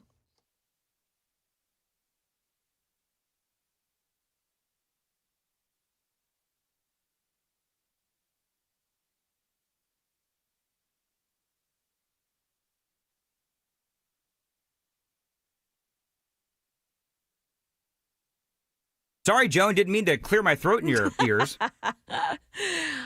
It's all good. One of the perils of working from home, but won't happen again. It is 6:38. Nashville's Morning News on Super Talk 99.7 WTN. Coming up, something that happened here in Nashville, and it's going to make you mad, but I'm going to play the audio and tell you what happened. But if you think that our own colleges are immune to the stupidity of what's happening across the country, clearly that is not the case. We're going to talk about that coming up. Also coming up, Brian Wilson. It is Wednesdays with Wilson. Brian will be joining us at after the news at 7, right here on Super Talk 99.7 WTN. All right, so we spent a lot of time talking about Donald Trump at the United Nations. I'm certainly going to get Brian's opinion on that as well coming up after the news at 7. But, you know, I do find it interesting that Kamala Harris is making this tour. She's got a book out, of course, and a lot of people are booking her for interviews. You know, it's interesting, though. Is anybody asking for Kamala Harris's opinion really on anything outside of this book tour? Like, if there's one person, I would think that the Democrats would want to shut up and shut down. It is Kamala Harris. For a number of different reasons. Number one is because she is emblematic of the failure of the Biden administration in a number of different ways. Now, just real quick, yesterday, allow me to retrace a little bit. Yesterday, CNN had a big segment on how unpopular the Democrats were and how the American people, including independents, actually trust the Republicans and not the Democrats with things like the economy, immigration, and crime. 3 very big issues heading into the midterm elections. And it also showed, Harry Enton had this segment, it also showed that, yes, the support of the American people for Republicans and the trust is continuing to grow as we get further away from the Biden-Harris administration. So I'm not entirely certain, you know, I mean, I get the View's going to have her on. I get that, you know, she's going to make a book tour. But, I mean, the things that she is saying and the word salads, they've all just returned. And I think that the American people are looking at this and they're remembering how bad it was. They're remembering the over 9% inflation rate. They're remembering the massive illegal immigration, the gaslighting, the lying about Joe Biden's cognitive abilities. All of that. There was also some polling out yesterday that showed that over the last few months, Gavin Newsom has suddenly become far more popular than Kamala Harris. And so do you know what I wonder? Joan, let me ask you this. Sam, you can chime in too before I play this audio. Mm-hmm. Do you think that this little tour that Kamala is doing is going to help her or hurt her as she begins to think about running for president in 2028? If there was something strong or, revolutionary about the book or about how she views how everything went down for the election, if there was something big, I would say, yeah, then it might be a game changer. But she's not saying anything different. And in fact, on The View said, you know, there's nothing that she would change. So, right. You know, like, honestly, why is she out there? She's also managed to tick off the people that have texted with her, including Barack Obama and a couple of other people. She exposed their tweets, their direct messages to her. Yeah. Who would text her then? Yeah. Do you know, real quick, and then Sam, but do you know who does that? A pissed off person. Yeah. Oh, yeah. She is angry because she feels like she got thrown under the bus. And she also, you know, because she lost in such a catastrophic way, her political career, in my opinion anyway, is over. Yeah.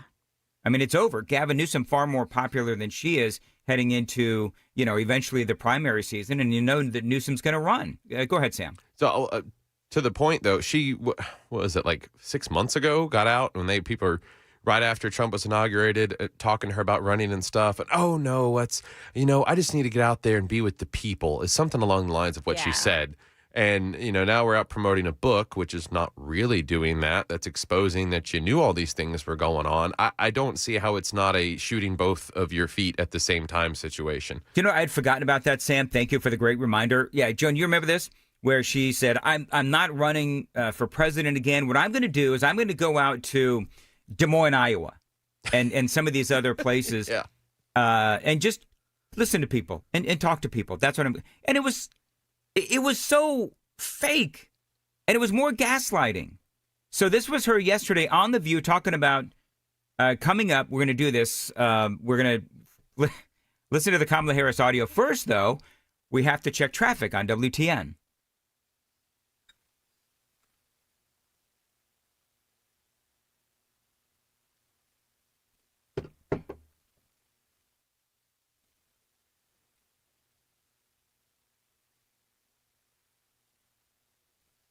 Very good. As far as your weather, we've got some storms possible and a high of 82. All right, this is Kamala Harris yesterday on The View. This person, Trump, talking about Trump and his United Nations speech, and what we just saw in terms of a presentation at the United Nations. I talk about it. I talked about. Remember in the debate? Yeah. They laughed at him the last time he was in front of the UN. Yeah, this time you watched. Did you remember just about several weeks ago that meeting with Xi and Kim Jong Un and Putin? Yeah. You think they're not laughing? Oh, they are. I do think they're laughing. I'm reasonably certain they're not laughing. And I don't believe that Vladimir Putin is laughing, especially after the tweet that Donald Trump sent, or the Truth Social that Donald Trump, posted early this morning or last night or yesterday, whenever it was, basically saying, you know what, Ukraine, you go right on ahead. With all of the weaponry that NATO wants to buy and provide to you, maybe it's time that you actually win this war, saying to Ukraine, win this war, because Vladimir Putin clearly doesn't know how to win.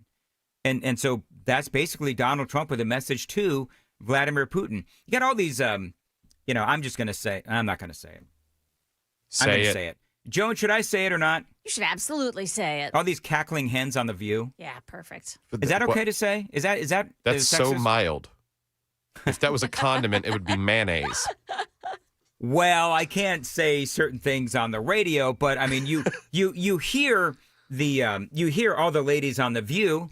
Oh yeah, he's awful. Oh yeah, and it's like, okay, so this is obviously going to be a lay down interview. They create a new axis of partnership. What's happening? You bring people into the Oval Office. I have spent a lot of time in the Oval Office. I have spent time in the Oval Office with the president, receiving our allies and our friends from around the world.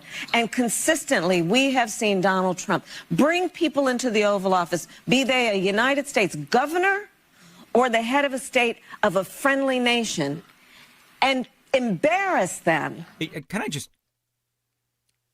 Is she really doing this? Spent a lot of time cutting checks to other nations in the Oval Office. So, cutting checks... You're right. Poking Sam. Biden with the stick to see if he's still alive. That's number one. Number two, we could talk about how the other nations were laughing at Joe Biden after the failed pullout of Afghanistan, which, as everyone knows, that clear botched pullout of Afghanistan led to Vladimir Putin invading Ukraine. Xi Jinping, of course, emboldened as well. So, I mean, if she wants to go down the road of foreign policy, we certainly can. I mean, Joe Biden basically encouraged the war by emboldening Vladimir Putin, and Donald Trump stopped 7 wars. Bingo. Thank you, Sam. And ridicule and demean them. That is not what a president does. This individual who occupies our White House right now, The People's House. Oh, my God. Are you getting all this? I hope people, I know that maybe you're missing some of this on the radio, but if you're watching this on Super Talk TV, it's like they are all so just, what's the sanctimonious? Maybe the word that I'm looking for. But the audience, the other ladies, I use that term loosely, on The View, Kamala Harris, and they're all just, they're just being so, gods, this man occupying the White House. It's like, give it a rest. Has decided that he will be an emperor in his mind who will demonstrate his power by demeaning and belittling and making people feel small. But this is... Oh, my goodness. Why am I enjoying this? I'm enjoying this because it is so stupid. Exactly. It's like what people watch Keeping Up with the Kardashians. It's just brain mush. Brain mush. No facts. No context as to what the president said. Nothing. It's just, oh, he's an emperor. Do you know what I mean? And all the cackling hens on the view are like, uh-huh. How come whenever you pause it, this is just, I'm noticing it with this clip, whenever you pause Kamala, she's always looking like, where's my Chardonnay glass? Yeah, she does. Do you know how many people said yesterday that she absolutely looked like she was drinking before she got out there on the cast of The View? Well, I'm going to be honest with you. If I had to spend that time with The View, I'd be drinking too. So I don't know. I just, this is not helping her. This is not helping her Not in the at least. all. And for the life of me, I know that she's selling a book, but nobody is asking for Kamala's opinion on anything. So I don't know. I don't think she's doing the Democrat Party any good. And the exposing of the text messages saying that the Democrat Party was, and we've talked about all of this, saying the Democrat Party was reckless and Joe Biden was reckless by allowing him to continue to run when it was clear that things were not going well. She's basically, throwing the entire party that she's looking for the support from under the bus. After she ran the campaign $20 million into debt? $20 million into debt. And how much? She had to go for $1 billion. Yeah. I can't remember exactly how much she had, but yeah, that was, remember, Joan, we talked about that, where the campaign was over, the election was over. And then you find out that not only did she lose the popular vote, the battleground states as well, but she also ran the thing into the ground. And with all those billions of dollars that was donated, she had $20 million in the hole. And you had all these people, all these Democrats saying, I'm not going to help you pay off your debt. She had some explaining to do after that. Which is where this book is coming out. Yes. All right. It is 6:52. On Nashville's Morning News on Super Talk 99.7 WTN. And Joan's got the news coming up at 7. Joan. Yeah, we'll tell you why a bunch of airplanes were grounded overnight. And did one local hospital have somebody impersonating a nurse? We'll explore. It's coming up here at 7 o'clock on Super Talk 99.7 WTN.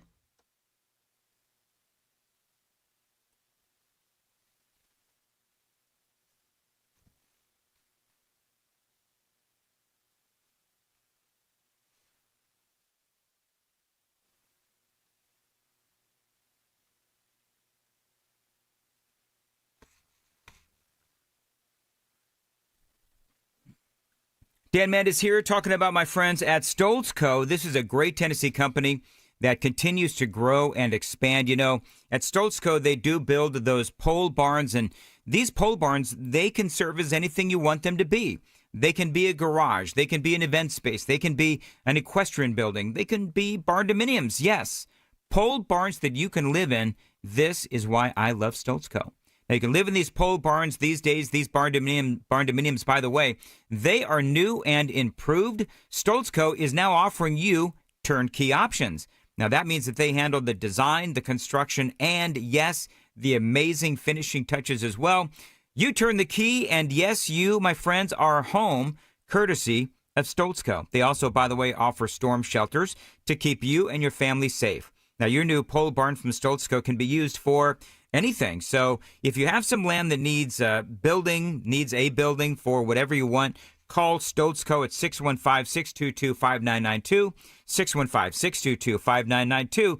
You can also find them on Instagram and Facebook to see examples of their incredible work around Middle Tennessee, STOLTZCO, StoltzCo.com.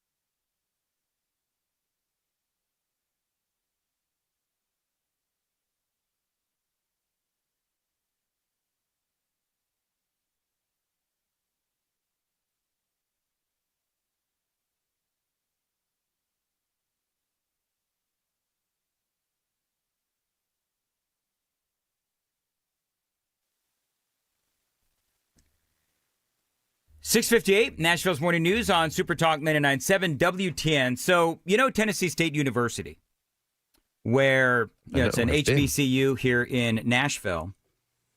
So we had a guy named Cameron Higbee. He is a Charlie Kirk type. They go to these various colleges and they try to debate. And so the other day, I think this was yesterday, they show up at the HBCU, again, Tennessee State University, and things didn't go well. They are yelling and screaming at him.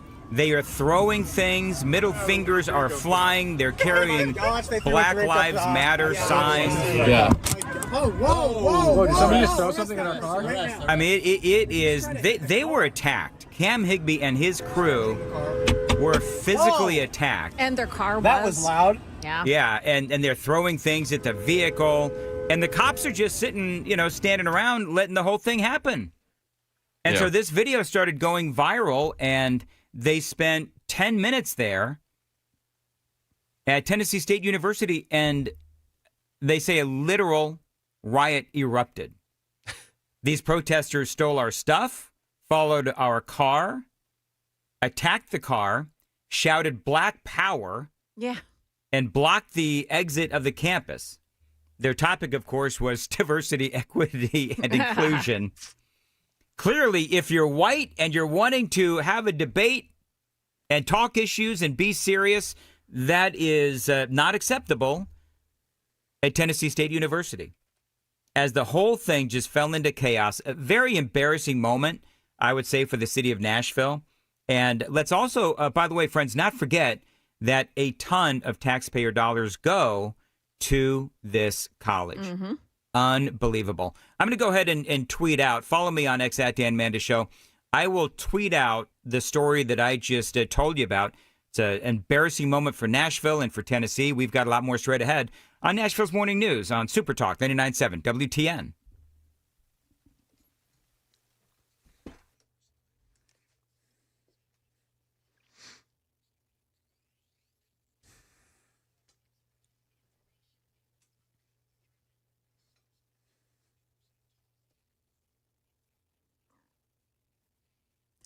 Good morning. It is 7 o'clock, and I'm Joan Jones with your top stories. Got a mess on 840 this morning. On the westbound side, it looks like there's a crash right in Arrington. It's at Horton Highway, exit 42.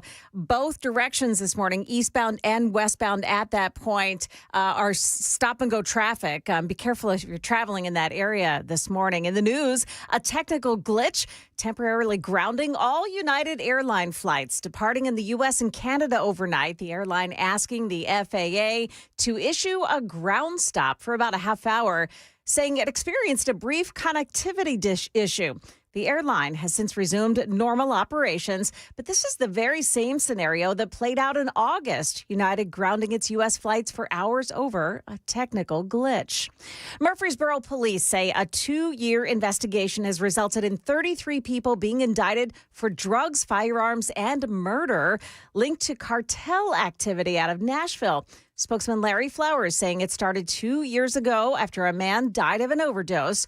Borough police teamed up with Metro Nashville, Smyrna, Laverne PDs, Rutherford County Sheriff's Office, the TBI, and federal partners like the ATF. It's not just our community, it's communities throughout Middle Tennessee.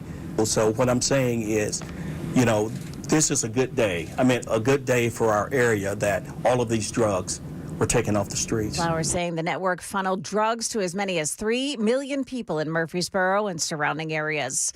A person's been arrested for allegedly impersonating a nurse at Ascension St. Thomas Hospital in Nashville. Fox 17 reports they received a tip about this person going into patients' rooms. Ascension St. Thomas later released a statement saying that a non-authorized person was trying to gain access to a patient's prescribed medication, but the staff intervened and that person was taken into custody. They also said they've taken new steps to enhance their security. A surprising development in Texas, where a Christian camp that was hit with a devastating and deadly flash flood is going to partially reopen. A Texas family tradition for generations, the rest of the nation has learned about Camp Mystic since the day it was swept away in flash flooding. The camp runs a second nearby site that was not as badly damaged and will reopen next summer. New safety protocols will be in place, as will a memorial dedicated to the 27 kids and counselors who died in the July 4th disaster. Jim Ryan, ABC News.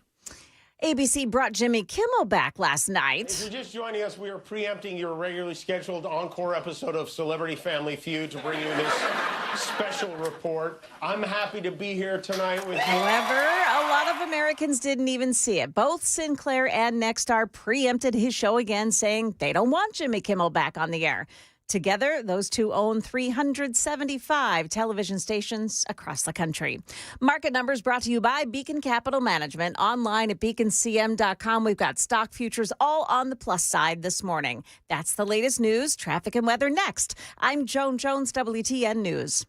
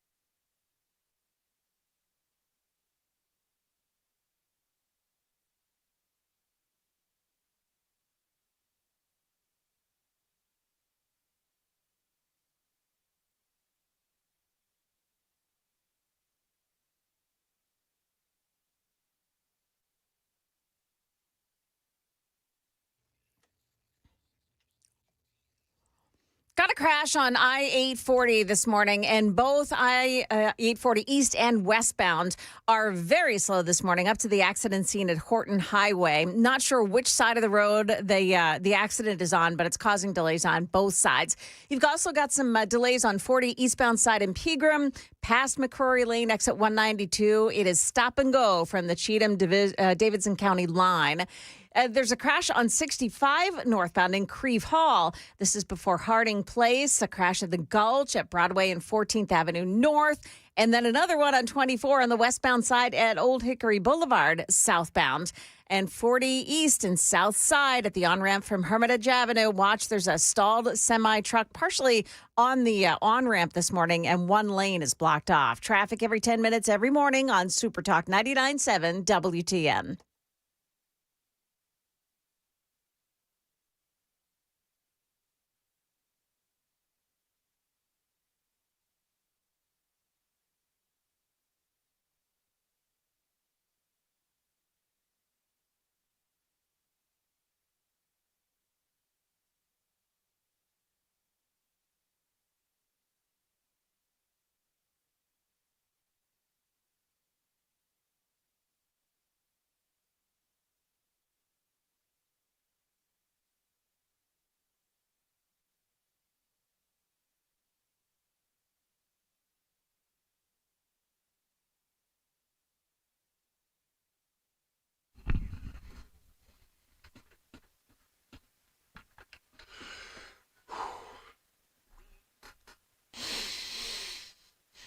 7:07, Nashville's Morning News on Super Talk 99.7 WTN, and welcome on in, and want to say good morning to Brian Wilson. It is Wednesdays with Wilson, of course, brought to us by the Wellness Institute of Nashville. Brian, always great to have you on, and I know that you and I have been texting a little bit back and forth about this crazy story. Yeah. The headline from The Independent, the Secret Service smashes a massive telecom network threat to New York City's cell service ahead of Donald Trump's United Nation address. I'm looking at these photos. I mean, this looks like espionage, and I know that you're very much into technology and gadgets and all that kind of stuff. What do you think of all this?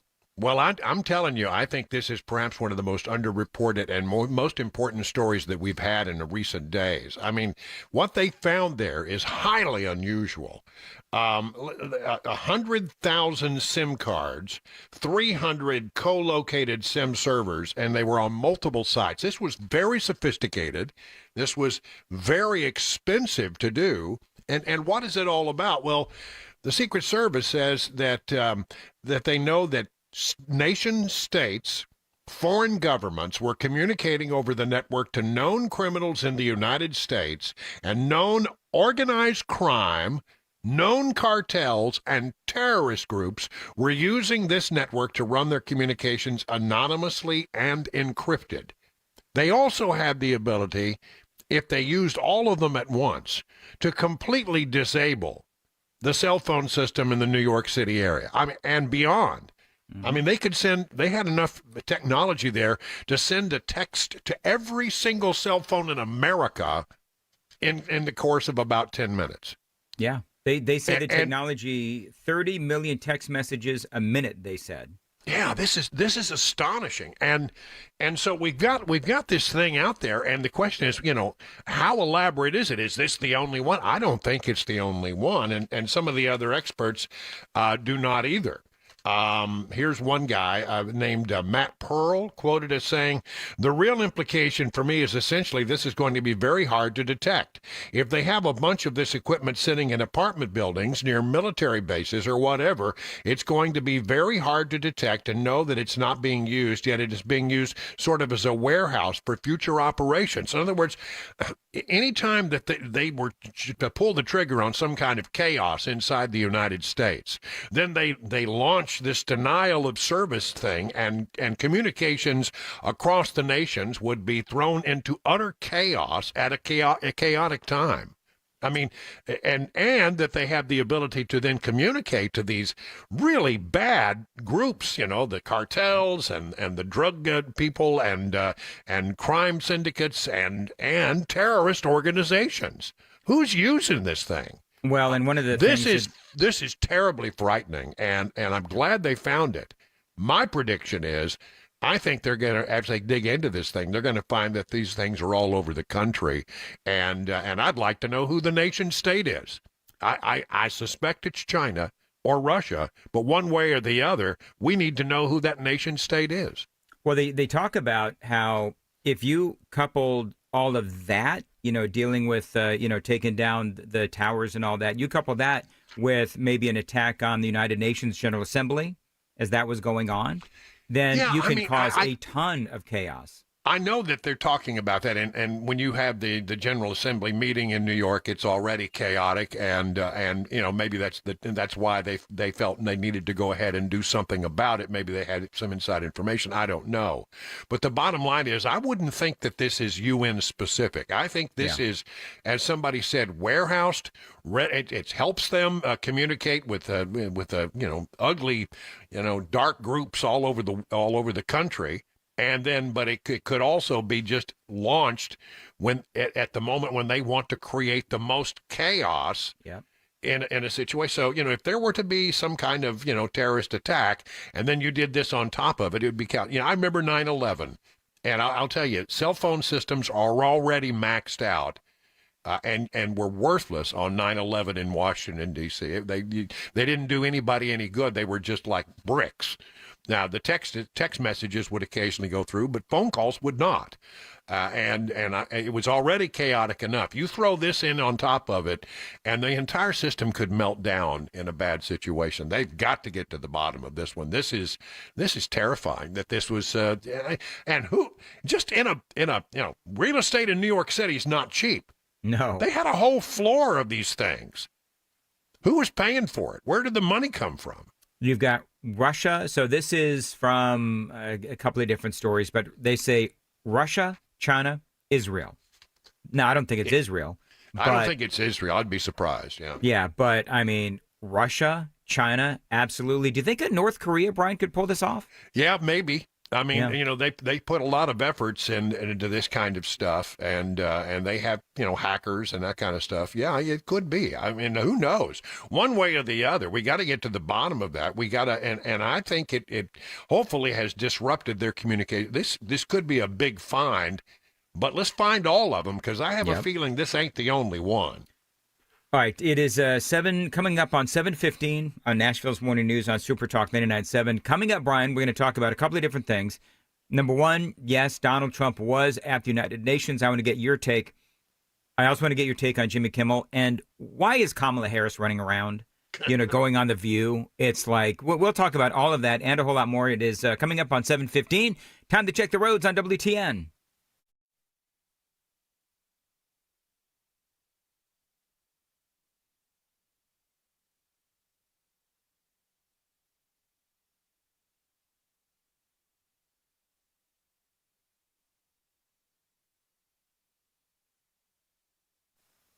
Some possible storms, high of about 82 to 85, and scattered storms as well. So, Brian, let's talk a little bit about Donald Trump at the UN. Now, you've been covering politics and this kind of stuff for many years. So I just sense, no offense, I meant that in the most respectful way. I know you did. Go ahead. When you were covering the caveman, Brian, I'm totally kidding. So sometimes it feels that way, though. Yes. So Donald Trump goes to the United Nations. I just played a bunch of audio from it. Right. And people are saying, well, the president dropped a hammer on the UN and so forth. To me, it just seemed like Trump was being Trump. Yeah.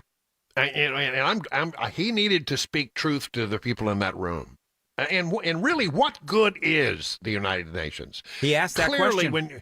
when you're the president of the United States, you have a lot of clout, and people have to pay attention to what you're saying because, the United States is such a huge economic force within this planet. But so you got to you can't ignore the United States if it's not in your best interest to do that.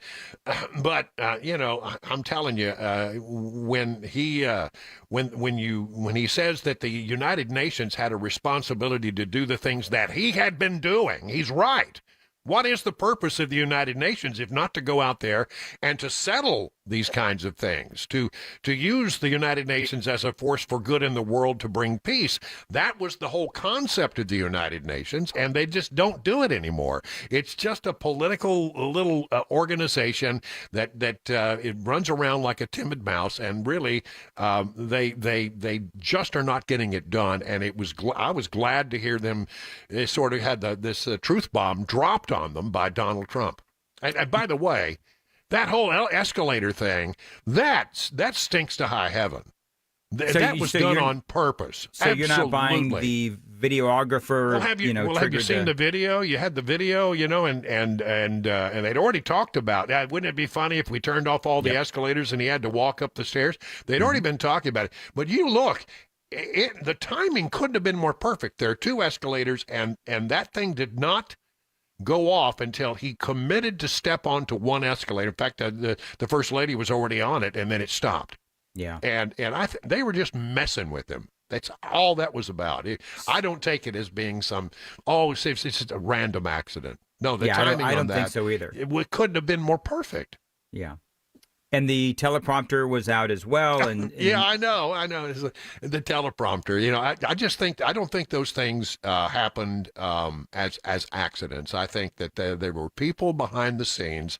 Yeah, we'll mess with that guy. when he comes here. I think there was some of that going on. I do. Well, he messed with them right back. And by the way, sure without did, the I think he got the better end of that deal. That's for sure. I was going to say, without the teleprompter, he was supposed to go 15 minutes. He went 50. So congratulations. Yeah, that's right. The other thing I was going to ask you, Trump posted True Social yesterday, last night, this morning. Not sure when it was, but after his speech to the United Nations, he basically told Ukraine and said that Ukraine should not only and could not only recapture their own territory that Russia has captured, but also that they could go into Russia and capture regions within Russia. So basically, the president has gone from, the last 9 months trying to stop the war between Russia and Ukraine. And now he's saying, all right, you know what, Ukraine, you go and you recapture your territory, probably, obviously, including Crimea, and you can capture some territory inside Russia. He's fanning the flames of war now. And I think there's some sort of a head game going on between he and Vladimir Putin. What do you think? I don't know what to think about that, except that, he very much has frustrated with Putin. There's no doubt about that. He went all the way to Alaska to have that meeting, and looked like things were going to happen, and he felt good about it. And, Vladimir Putin is playing him, and I don't think Trump likes being played. He's the guy who likes to play other people instead. So I think that this is probably, this is him coming down on the side of Ukraine and not on the side of Russia, and I think the idea will be, can you get the NATO countries to get serious about these kind of sanctions that should be placed on Russia to bring this thing to a close, like not buying their oil and gas. Yep, that would help a lot. That's the only thing that's funding this war right now, is that Europe continues to buy oil and gas from Russia. Well, the Chinese are doing it too. But, so that's where they're getting their money to wage this war. Europe needs to get serious about making sacrifices and get serious about this thing, because it's in their backyard. All right. Jimmy Kimmel. Well, first of all, it is worth noting, I looked it up, that you could not see Jimmy Kimmel pretty practically, I guess, in the entire state of Tennessee. It was preempted in Knoxville and Nashville and in Chattanooga, the major metropolitan centers that have television stations in the state of Tennessee, all preempted and did not run Jimmy Kimmel. So, it has an impact. They were losing money to begin with. They bring him back, and you lost, I forget, something like 34% of all the ABC affiliates are no longer carrying Kimmel and will not. You got Sinclair and you got Nexstar. Yes, Nexstar and Sinclair, and we have one of those and one of each of those in Nashville right now. One of them's a Fox affiliate, but one way or the other, they've shut it down, and I don't know how in the world this thing survives. I was disappointed in ABC. I think they did the right thing by taking him off. I thought that they would go ahead and use that as an opportunity to end something that they're bleeding money on. And if they were bleeding money before, imagine how they're going to be bleeding money after they lose a great number of their affiliates who will no longer be carrying the advertising of that show. So I don't know how long this lasts. Feel good, Jimmy Kimmel. You go, boy. Just have a great time. But I'm telling you, it did not sit well with the American people. No one is watching, and this is a losing proposition for ABC. I don't get it. All right. Real quick, Kamala Harris, she's hawking a book. Yesterday, we had a great audio from CNN where you had Harry Enton in his usual flair talking about how Americans trust Republicans on the major issues of the day. Independents definitely trusting Republicans as well. And then we find out that Gavin Newsom is more popular than Kamala Harris. And she's out here basically saying the same thing that she was, a year ago on the campaign trail.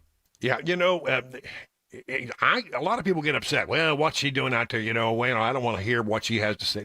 I say, let Kamala Harris talk all she wants to talk.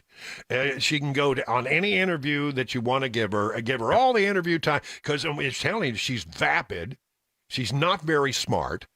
She continually shows that she does not have any kind of real political skill or any, as far as I can tell, any skill at all. I remember going, when Kavanaugh was up for the Supreme Court. I went to Washington on behalf of the station and covered that because it was such an important thing.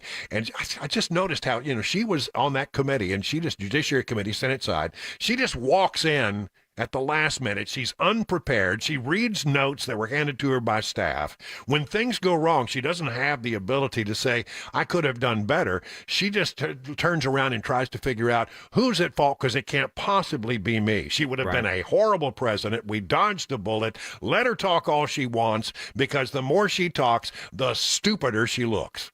What do you think about Gavin Newsom? Not to pull any punches on it or anything. No, clearly not. Gavin Newsom, I mean, He's out there doing all the things a person does when he's planning a presidential run. Oh, I think he's definitely going to run. You afraid of Gavin Newsom at all? Not at all. Yeah, okay. I think he's a haircut is what he is. He's and all you got to do to defeat Gavin Newsom is just say, he'll do to America what he did to California, and that's all you need. I mean, that ends that, right? Yeah. I mean, nobody wants us to be the nation to be like California right now. Definitely not. And that's all we got time for, Brian. Always great to have you on. We'll talk to you again pleasure. this time next week or when news breaks. And again, thank you very much. It is 7:24. And thanks to the Wellness Institute of Nashville for allowing us to do this each week. Absolutely. Absolutely. I always love the Wellness Institute of Nashville. And Joan has the news coming up at 7:30. Joan. Yeah, we've got more rain and thunderstorms headed our way today. The latest with Stefano DiPietro is coming up. Also, what happened after a Florida jury returned a guilty verdict for the man who tried to assassinate President Trump? We've got those stories at 7:30 on Super Talk 99.7 WTN. Thank you, Joan. Appreciate it. Dan Mandis here. Yes, indeed, for Contours. Now, listen, the holidays are coming up. You got family, you got friends coming into town. You want to look your best. And if you're not feeling confident, my friends at Contours, they can help you with a belly buster special for only $99. You call this phone number right now. You get it for that way discounted price, 615-236-9960. They can help you feel great, look great as well, feel more confident as friends and family come into town. First 10 callers right now gets that $99 Belly Buster Special. Now, what exactly is a Belly Buster Special? Well, basically what it is, it's red light technology. It's cutting edge. Contours red light technology, it not only is incredibly unique, but it is also effective. Check them out online. It is contoursllc.com, contoursllc.com. That phone number, first 10 callers right now, get that Belly Buster Special for $99, 615-236-9960, 615-236-9960, contoursllc.com. All you've got to lose is inches.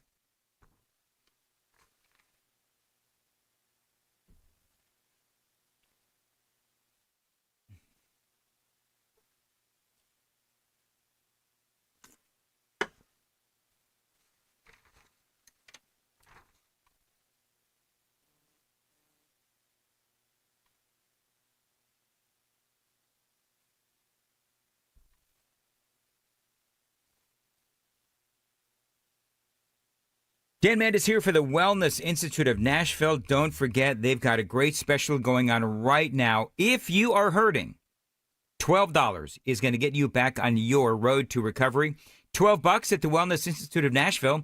That is going to get you a comprehensive exam, x-rays if needed, a well-explained diagnosis, and that first treatment, all for only $12. That is a great deal from the Wellness Institute of Nashville. When I arrived in Middle Tennessee, I was hurting.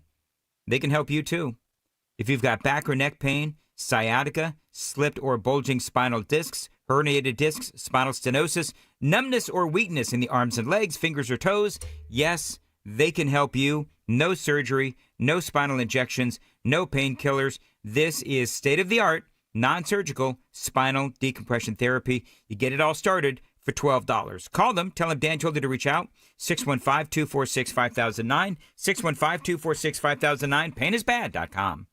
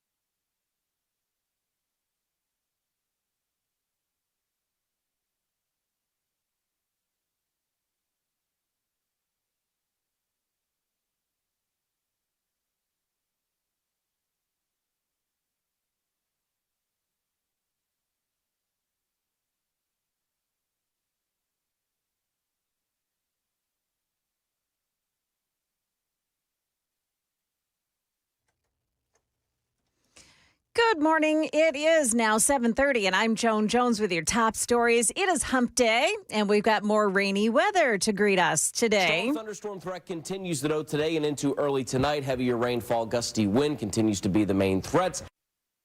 Yeah, and those storms arriving later on today. Stefano DiPietro telling us that the severe weather threat remains low again today. Our high will be around 85. Former Tennessee Speaker of the House Glenn Cassada sentenced to 3 years in prison for a mail scheme that defrauded taxpayers. Here's WSMV4 investigative reporter Stacey Cameron. Judge Eli Richardson did show some leniency as government prosecutors wanted a 5-year prison sentence. Again, Cassada getting only 3. Here's Cassada's lawyers reacting to the sentence and the hope to get the conviction overturned on appeal. Kind of what we expected. Yeah, disappointed, but we look forward to appealing. We're optimistic.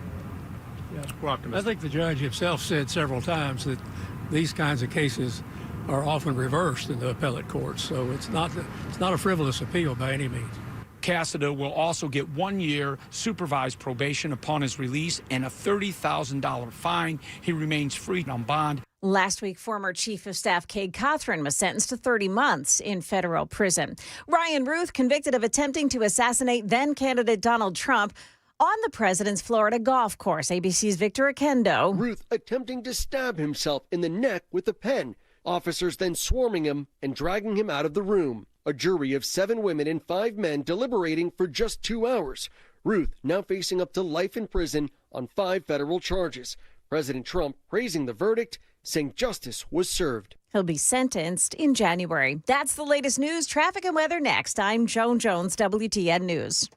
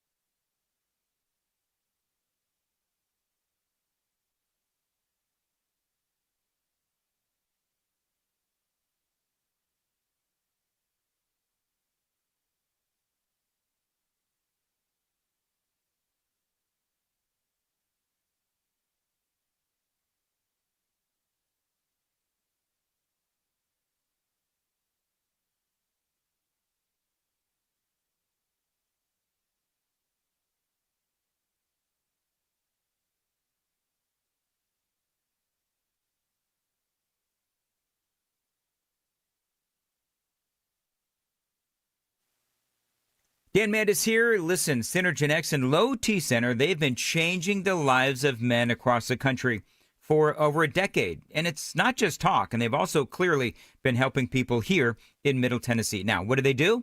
Telling you guys, if you've been thinking about testosterone, or if you've noticed maybe that as you're getting older, you're more tired, you're not motivated to do anything, it's not just about aging. It's a physical and mental change to your body, and testosterone can really help. Synergen X and Low T Center, they can help you as well. Now listen, you could do better at work, at love, and yes, at the gym as well. Synergen X and Low T Center, they have clinics conveniently located around town.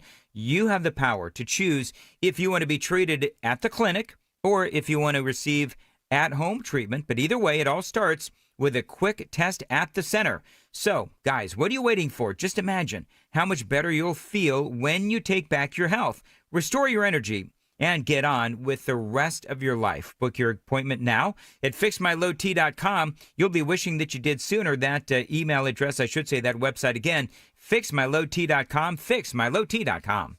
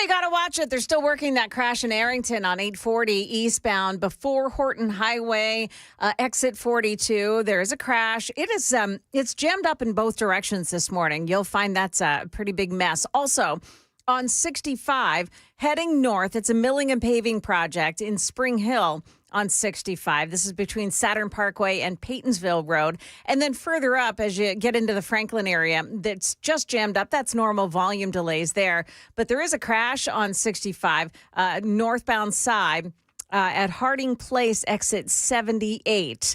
And also on 24, westbound side, it begins to slow down in the Smyrna area. 40 eastbound, a crash in Pegram, past McCrory Lane, exit 192. South side, 40 eastbound, semi-tractor trailer truck is stalled at the on-ramp, and it's blocking a lane at Hermitage Avenue. And then you've got an accident, too, if you're traveling in Creve Hall. Oh, we did this one already. Northbound 65 at Harding Place, exit 78. There we go. Traffic every 10 minutes, every morning on Super Talk 99.7 WTN.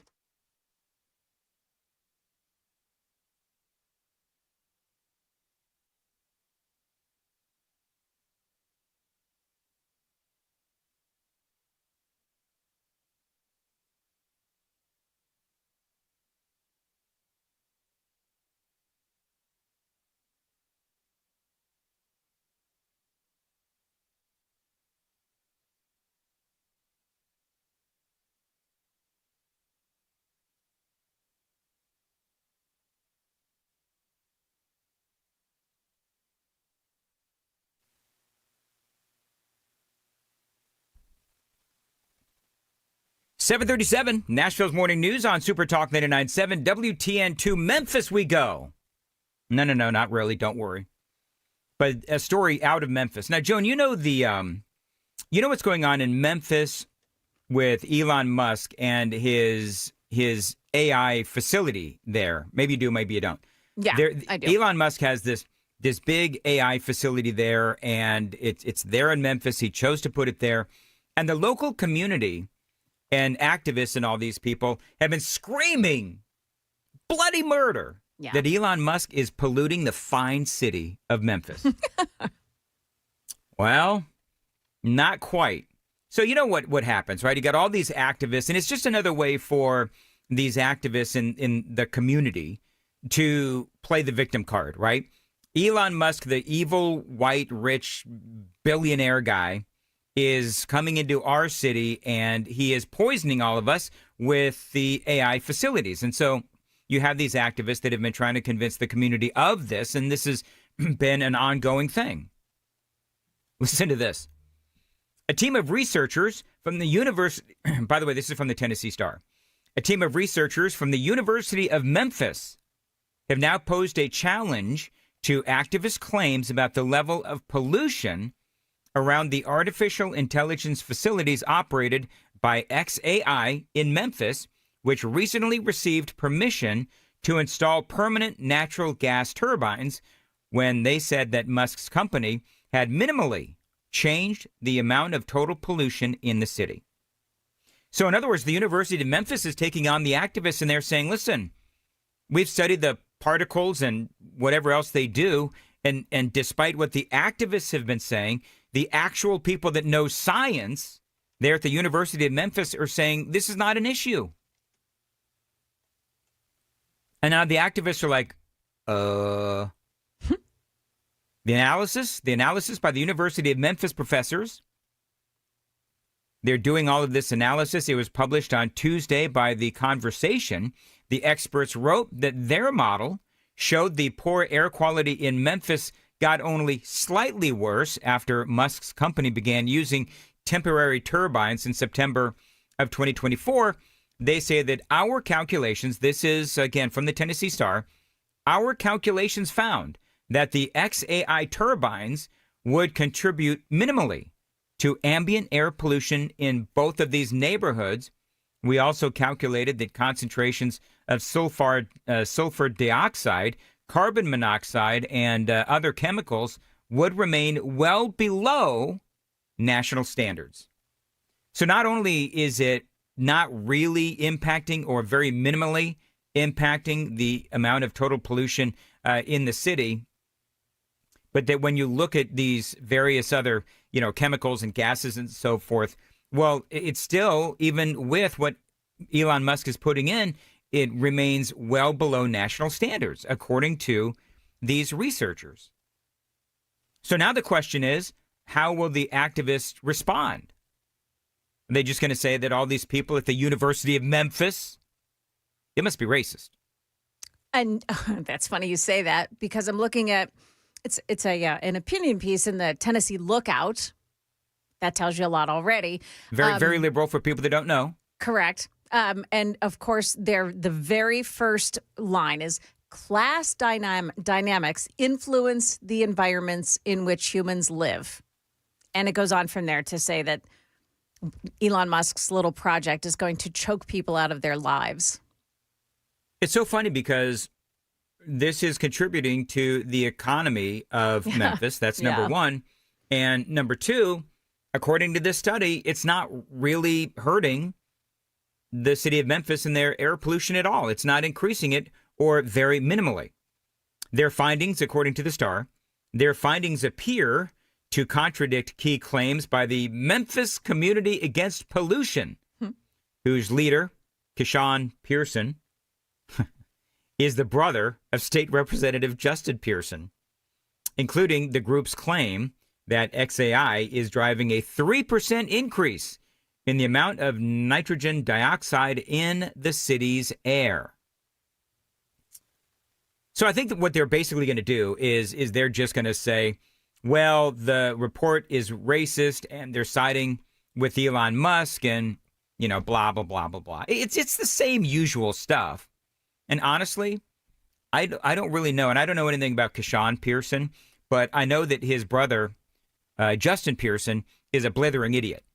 And he screams racism at a rainbow. And so I don't feel like they have any real credibility. Now, the University of Memphis, knowing that they were going to get blowback from the community, they actually have more credibility. And so now you'll have, Keyshawn, old Keyshawn out there and Justin. They'll probably come out with maybe perhaps their own study that will show exactly what they want it to show. But I don't know. I don't know enough about the inner workings of Memphis, nor do I want to, as far as if the University of Memphis, if there's a reason why they would want to, basically tell these activists, and that's what Deshaun is, and obviously Justin Pearson is as well. They're activists, and they're trying to rile up the community because what they're always trying to do is play the victim card and play the race card. And I'm sure that will continue. So I found that very interesting. So Gavin Newsom, he said something. Was he on, do you know, Sam or Joan? Was Gavin Newsom on Kimmel's show last night? Do you know? I've got an audio bite from him, and it looks like he was on Jimmy Kimmel's couch. Oh. But I don't know. He was obviously on one of the late night shows. He was not. He was not. Okay, so I don't know where this was, but Newsom, he's got his little tie on and all that gel crap in his hair, and he's got some very dire predictions for America. And we'll talk about that coming up next. It is 7:45. Time to check the roads on WTN.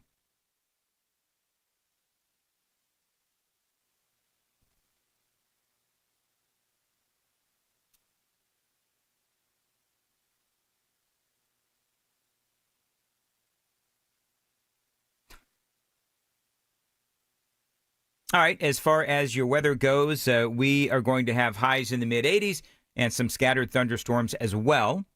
Appreciate you listening to Nashville's Morning News on WTN. Gavin Newsom. I fear that we will not have an election in 2028. I really mean that. Is he an election denier?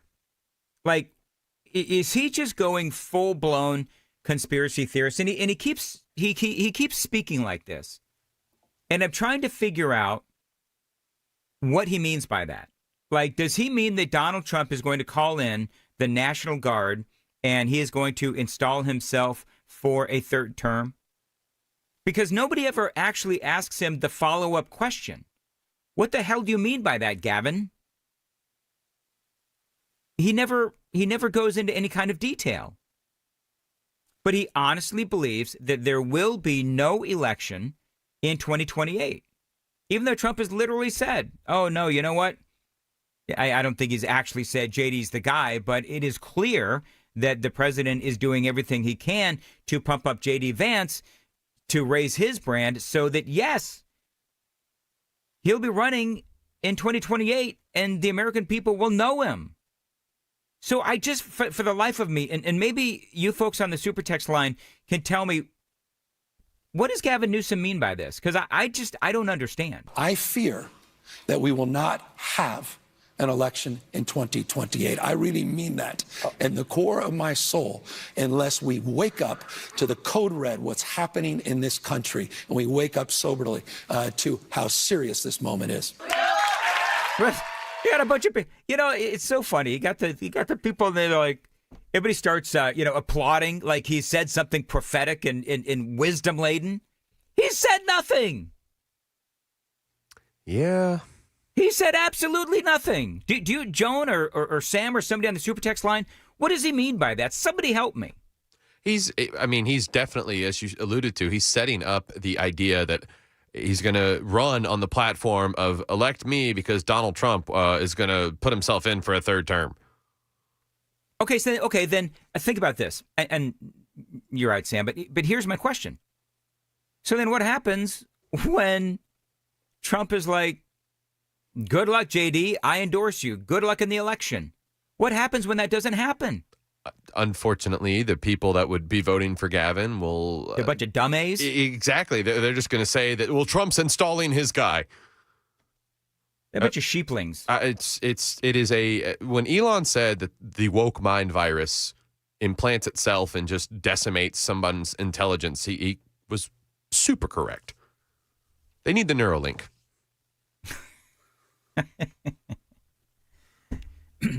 Sheeplings. A combination of sheep and lemmings. Sheepling. I don't know if anybody caught that. That was actually totally by accident. But I would roll with that term.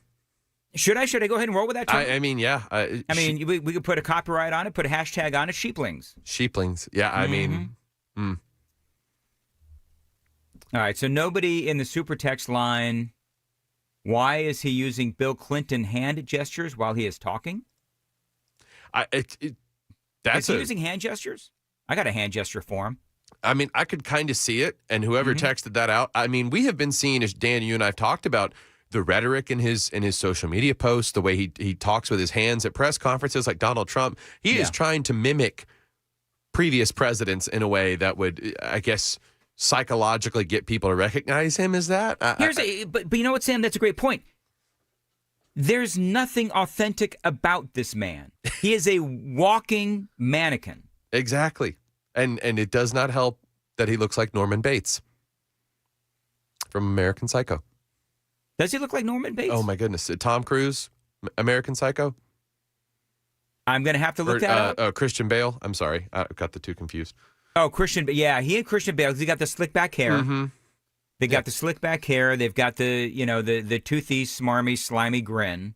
And I'm not going to use the used car salesman comparison because then used car salesmen get all mad at me. But dude is just slimy as all get out. Now, used car salesmen have facial hair to some extent. He looks. Used car salesmen have far more, and I will say far more ethics and values than Gavin Newsom. He looks like he's going to sell you a condo for 30% markup. Do you know what he looks like, Gavin Newsom? He looks like he's going to sell you a timeshare. That you only get 1 week out of the year. That you only get 1 week out of the year. And that week's got to be broken up into several different days. Gavin Newsom looks like the kind of guy that's going to try to sell me a timeshare in Memphis. Thank you. All right, it is 7:50 on Super Talk 99.7 WTN, 615-737-9986. Hey, by the way, did you hear the big news about Donald Trump's presidential library? Did you hear that news? No? Well, Ron DeSantis has that news. Donald Trump's library, in many ways, was a natural fit for New York City, given his history there, given how he became famous in real estate and The Apprentice and all this stuff. And yet, they treated him horribly. Political indictment. You have the Letitia James trying to do a civil case to try to bankrupt them. That was all for politics. And then you've seen the city really take a downward spiral, and people like you have fled to the free state of Florida. So He's on Hannity. I think the fact that we have it in Florida is really a testament to, we appreciate what the president's done for the country, but we're also a state that is on the rise. And that's a place you're going to want to have that library right down there in Miami. So Donald Trump's presidential library is going to be in Miami. Now, here's the thing.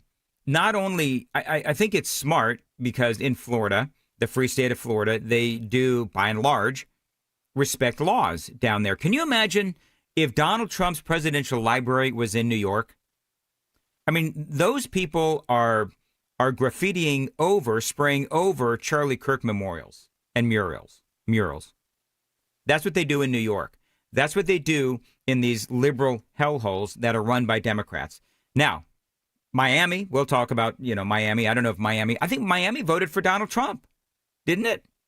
So I think Miami, it's going to be, he will have, I believe, more of a welcome in Miami than he ever would anywhere in the state of New York. And by the way, I would also absolutely want to go to Miami to visit Donald Trump's presidential library or museum or whatever you want to call it, far more than wanting to go to the city of, or the state of New York. It is 7:53 on Nashville's Morning News, and Joan has the news coming up at 8. Joan. Yeah, Dan, there has been a shooting at an ICE facility in Texas, and we're learning that multiple people were targeted. This is a fluid situation happening right now. I'll bring you the latest coming up here at 8 o'clock on Super Talk 99.7 WTN.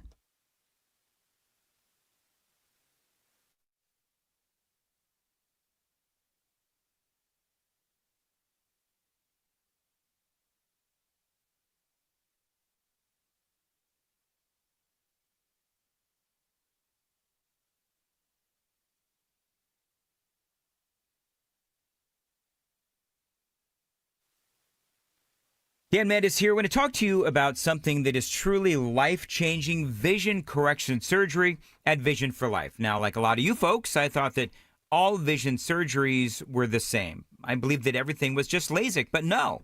After doing my research, I learned that Vision for Life offers a variety of advanced procedures tailored to each patient's unique needs. And Dr. Horn, he doesn't just restore your vision, he restores your confidence and your freedom. Freedom from glasses, contacts, and yes, those pesky struggles like driving at night and reading small print. So check him out today, Vision for Life. And Dr. Jeff Horn, this is where I went for my vision correction surgery. I've never been happier with the service.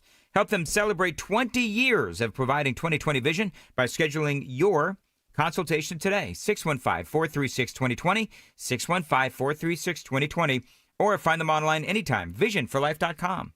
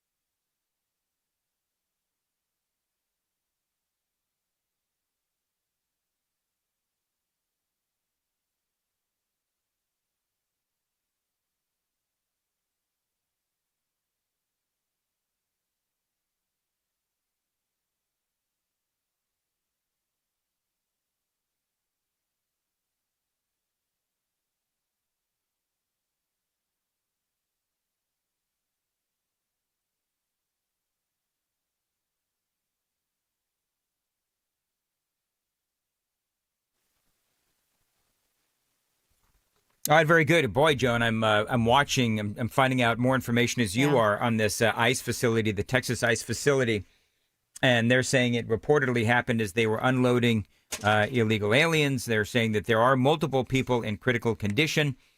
The suspect apparently was a sniper on a roof with a rifle, per Fox News. Yep. Then he died from a self-inflicted wound. Do we know anything else? I mean, you're right. This is a very fluid situation. Yeah, just that they're actually looking to see if there are any other shooters involved. And we do know that this is my entire newscast, the 3 people who were hit with gunfire, they were all in critical condition. Do we know do we know if they were illegals that were being unloaded? Were they hit, or were they ICE agents that were hit? It's not clear. Yeah, Okay. It's not clear. It's still, it's so fluid right now. It's just not clear. Okay, we'll keep an eye on that story and appreciate it, Joan. Thank you very much. It is 7:56 on Super Talk 99.7 WTN. Dan Mandis here for the Wellness Institute of Nashville. Don't forget about their special this month. $12 is going to get you a comprehensive exam, x-rays if needed, well-explained diagnosis, and that first treatment as well. That is just $12, folks. And so if you have chronic back, neck, or knee pain, they can help you today at the Wellness Institute of Nashville. Sciatica, slipped or bulging spinal discs, herniated discs, spinal stenosis, numbness or weakness in the arms and legs, fingers, or toes. They can help you with their non-surgical, state-of-the-art spinal decompression. No surgery, no spinal injections, and no painkillers.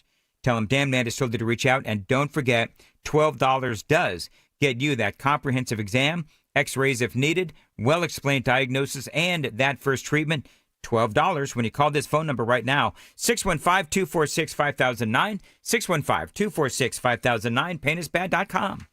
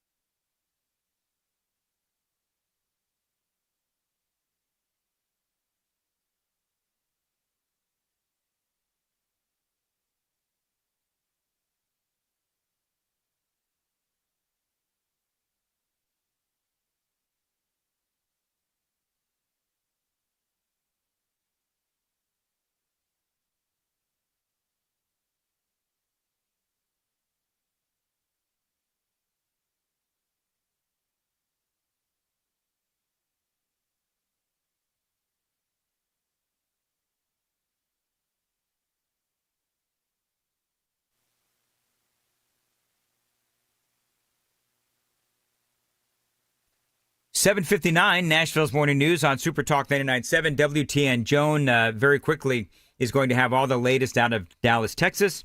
A sniper on the roof near on the grounds of an ICE facility. 3 people, they say, are in critical condition. I mean, don't forget, I know that you folks remember when you had Antifa. This was, a month and a half ago or so, when Antifa started shooting at an ICE facility also in Texas. I can't remember the name there, but there were, I think, at least 2 of those perpetrators, those suspects, were trans Antifa. So this is a very fluid situation. They have a massive police presence around the ICE facility. Joan has the latest in the newscast, and then we'll return with our coverage of not only that story, but other stories that are happening across Tennessee and the world. It is Nashville's Morning News on Super Talk 99.7 WTN.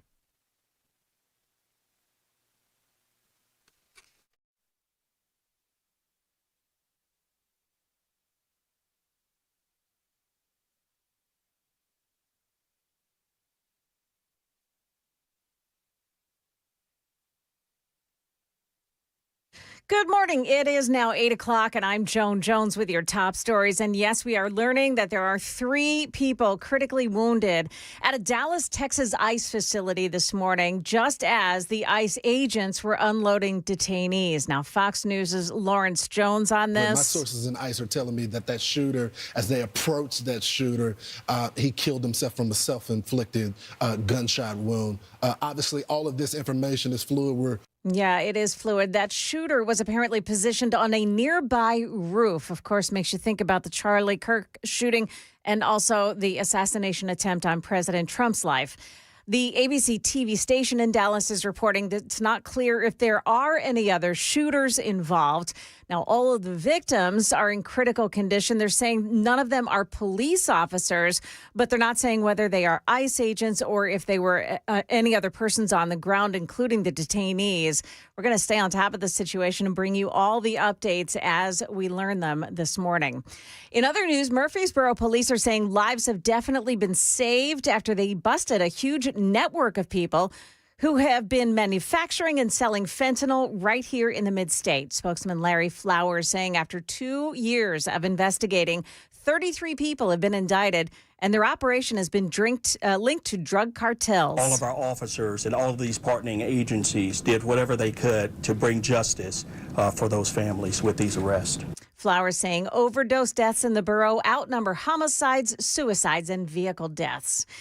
Also in Murfreesboro, police are searching for a teenager who has been missing since last weekend. His name is Kaimani Tyndall, and he's considered armed and dangerous. Police tell us that he was last seen with a firearm. So if you see him, please say to proceed with caution and give them a call. Channel 4's Alexandria Adams there. This is how it sounded at Tennessee State University yesterday as Turning Point USA reporter Cam Higbee set up a table and a microphone in the same manner as we have been used to seeing Charlie Kirk set up his microphones.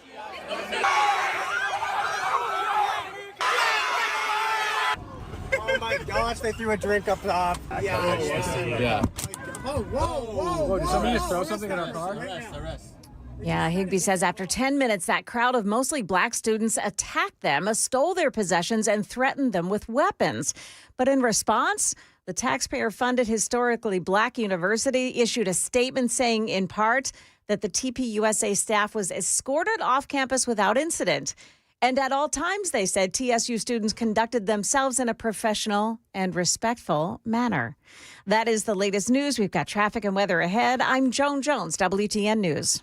Funny, Joan, because when we were talking about that earlier, there's video of them throwing stuff at the car. Yeah. And verbally, I don't know about physically, but verbally attacking those folks. And the students at the school, they are acting like absolute morons. Absolutely. It was insane, that scene. And then they left, they had a single security guard, and he stayed behind, and the students attacked the security guard. There was video of that online Taxpayer, as well. that listen, Tennesseans, yeah, it's our taxpayer dollars that work there for you. Yeah. HBCU. Nothing to see here. The students acted appropriately at all times.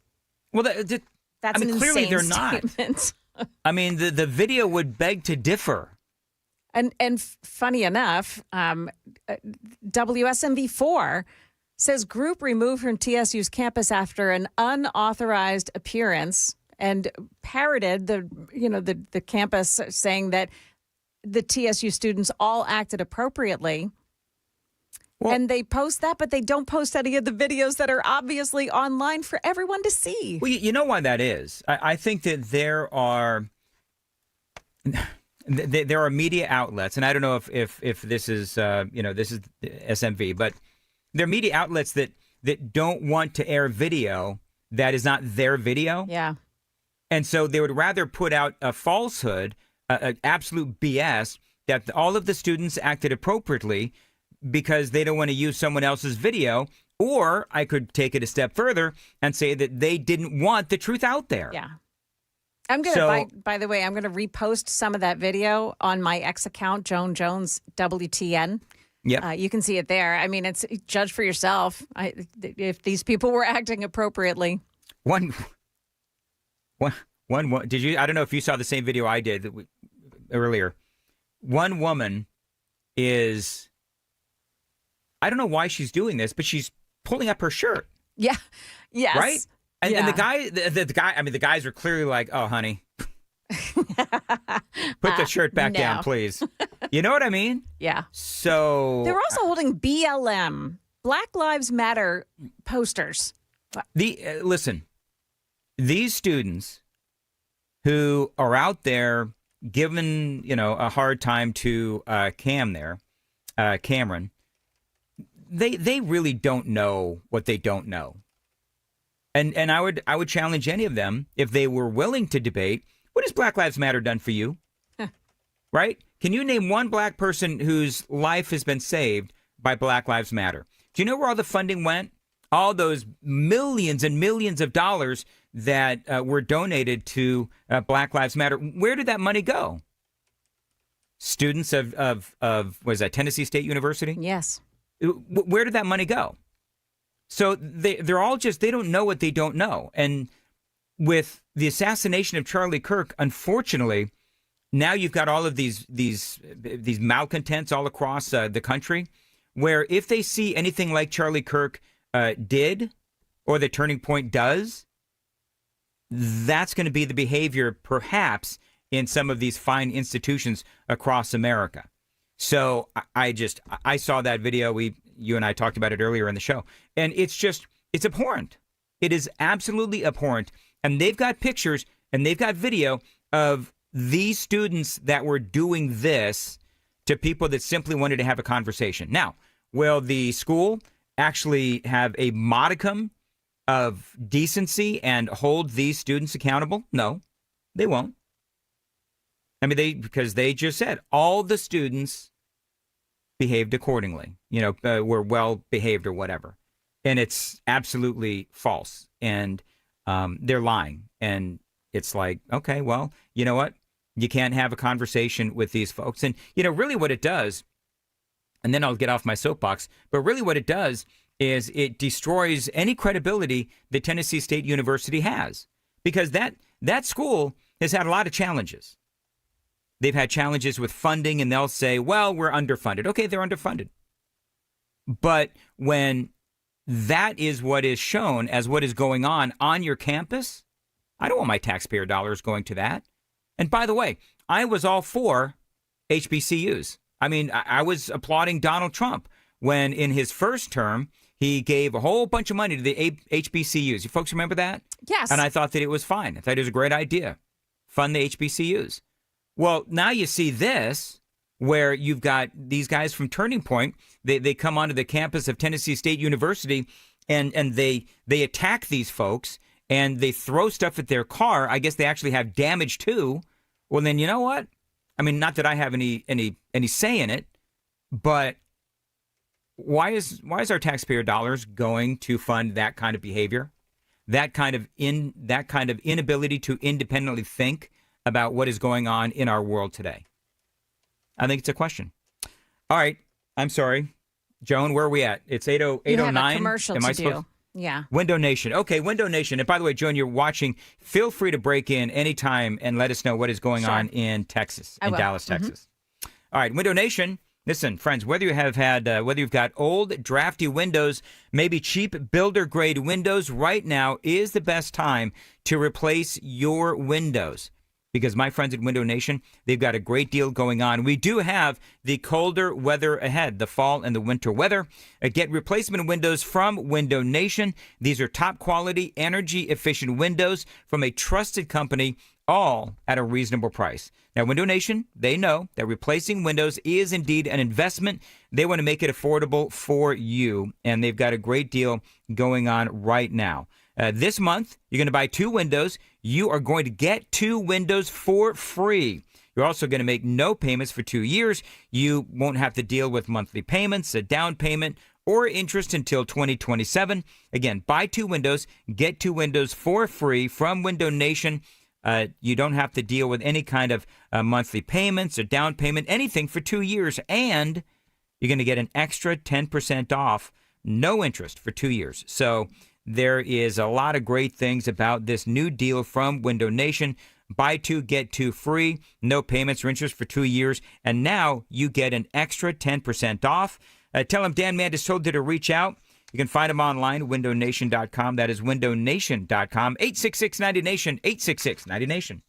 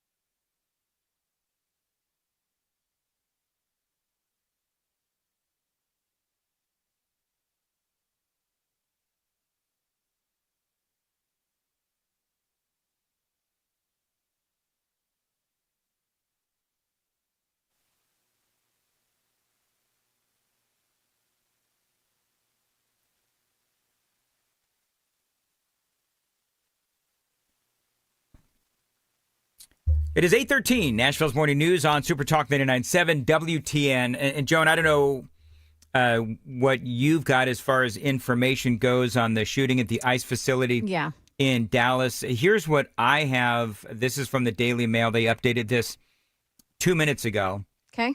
A sniper killed at least one migrant and wounded up to 4 in that shooting at a Dallas ICE facility, then shot himself dead, according to police. They're still not saying. Fox 4 is reporting. I'm going back and forth between Twitter and some other stories. Fox 4 reported 3 or 4 others had also been shot. Multiple victims were critically injured. The total number of fatalities and injuries remains unclear. WFAA in Dallas, so a television station in Dallas, says it was 2 ICE detainees that were killed, 1 person injured this morning. And the shooter is dead. The shooter shot himself. He was stationed up on a roof and shot downward. And it's not clear if there are other snipers that are on the loose at the moment. They're not saying that so far. They're not disavowing anyone of that notion. They say the sniper, police are describing him as a white man, but we don't know, anything about him other than that's what they say, he is a white man. Right. That's been confirmed. What we don't know is what he identifies as. And listen, we had that shooting in Dallas from a couple of days ago, or a couple of weeks. Where was that, Sam? Can you help me? Where was that shooting? Not in Dallas, but it was in Texas, I believe. I can't find it. The headlines are overrun with what's happening right now. Yeah. It was a nearby facility. Okay. There in the Dallas area. And 2 of those shooters were trans. Mm-hmm. So that's a big, that's just a big question yet for yours truly. About this shooter. We don't know that about this shooter as of yet.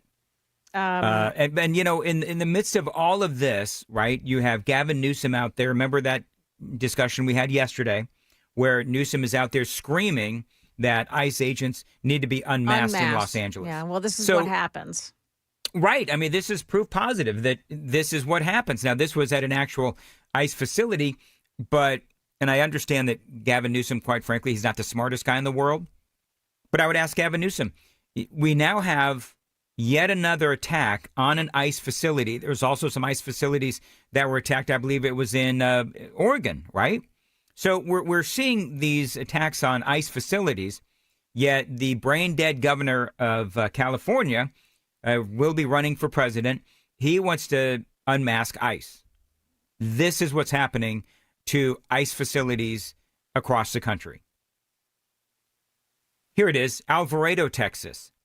In a nearby ICE facility in Alvarado, Texas, another attack took place on July 4th, where 10 people were arrested for shooting at law enforcement officers. And again, a couple of them were trans. They actually, it looks like, no, that's not. I saw a picture, but it looks like that's not a picture from the most recent shooting. And so now Fox News is reporting that all 3 people who were shot were detainees. 3 people that were shot were detainees. And 2 are dead. Interesting. So I'm just trying to figure this out. So was the person up on the roof, were they trying to shoot at ICE agents and they shot detainees, or were they trying to take out detainees? Yeah. It's just not clear yet. We don't know anything. We're just, trying to decipher the headlines. But we'll keep you updated on this story as it continues to develop. And again, Daily Mail saying multiple fatalities. And again, this is one of those stories that will continue to develop. And Joan's got everything coming up in the news at 8:30 or when it breaks. And they do have it. I'm looking at these photos or these video. There is a massive police presence. It's incredible, the response at this facility. Can I just ask a really uncomfortable question? And it's right on I-35, by the way, which is the major roadway that goes through Dallas. Yeah. That is a major road. Yeah. The uncomfortable question I'm going to ask is, why are they not checking the roofs of these buildings? You would think that someone would need to look up at every moment. Send up some drones. That's what I Honestly, was going to say, yeah. Joan. I mean, send up some drones. Get some 13-year-old with his drone to check the roofs of nearby buildings. I don't know about a third. I would send armed drones with the ability to potentially neutralize. That's okay. what you really want. Like what Yeah. Chris, the Chris Hand drone. The Chris Hand drone? He was talking about how the Ring's coming, or some company like Ring's going to have drones that are like doorbell cams. Yeah. But he wants a laser on his. Well, I think you're absolutely right. They do need, aside from this situation, but they do have drones that can disarm or disable. Those are already there. But the ICE facilities, they need to be able to figure out if somebody is up on the roof. These buildings need to be protected. And off of I-35, Joan's right. That is, I-35 is like I-40 here in Dallas. So it is a huge, huge building, a huge area. And also, let's just, be fair for a moment. I don't know what surrounds this particular ICE facility, but if you've got a clear line of sight, and it's like, as we have seen in the last couple of weeks, you're shooting down into, as they say, a fishbowl, then I would think that it would take just a few minutes with a drone to make sure that there's nobody that is getting ready to shoot, the migrants or the ICE officers. So we'll have to, again, keep you folks updated on what's going on. We will.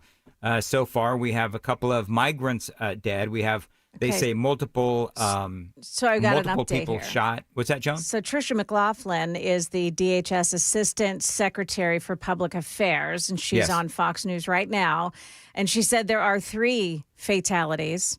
All of them are detainees, and there are others who have been critically wounded. So this is not, like we said, this is a changing situation. This is the information is going to morph here. She said the individual who did the shooting, and they believe at this point that it's just one, was on the top of an apartment building nearby, shooting down as the detainees were being brought in by ICE agents. They believe that the person was trying to shoot the ICE agents and ended up shooting the detainees instead. And really not much more information is available. Other than that, at this point, and like we said, it changes. All right, Joan, thank you. It's 8:21, Nashville's Morning News on Super Talk 99.7. We'll continue to keep you updated on that and a whole lot more. We know we're going to skip the news tease. We know what we're going to cover. Joan's going to cover at 8:30, so appreciate it, Joan. It is 8:21, Super Talk 99.7 WTN.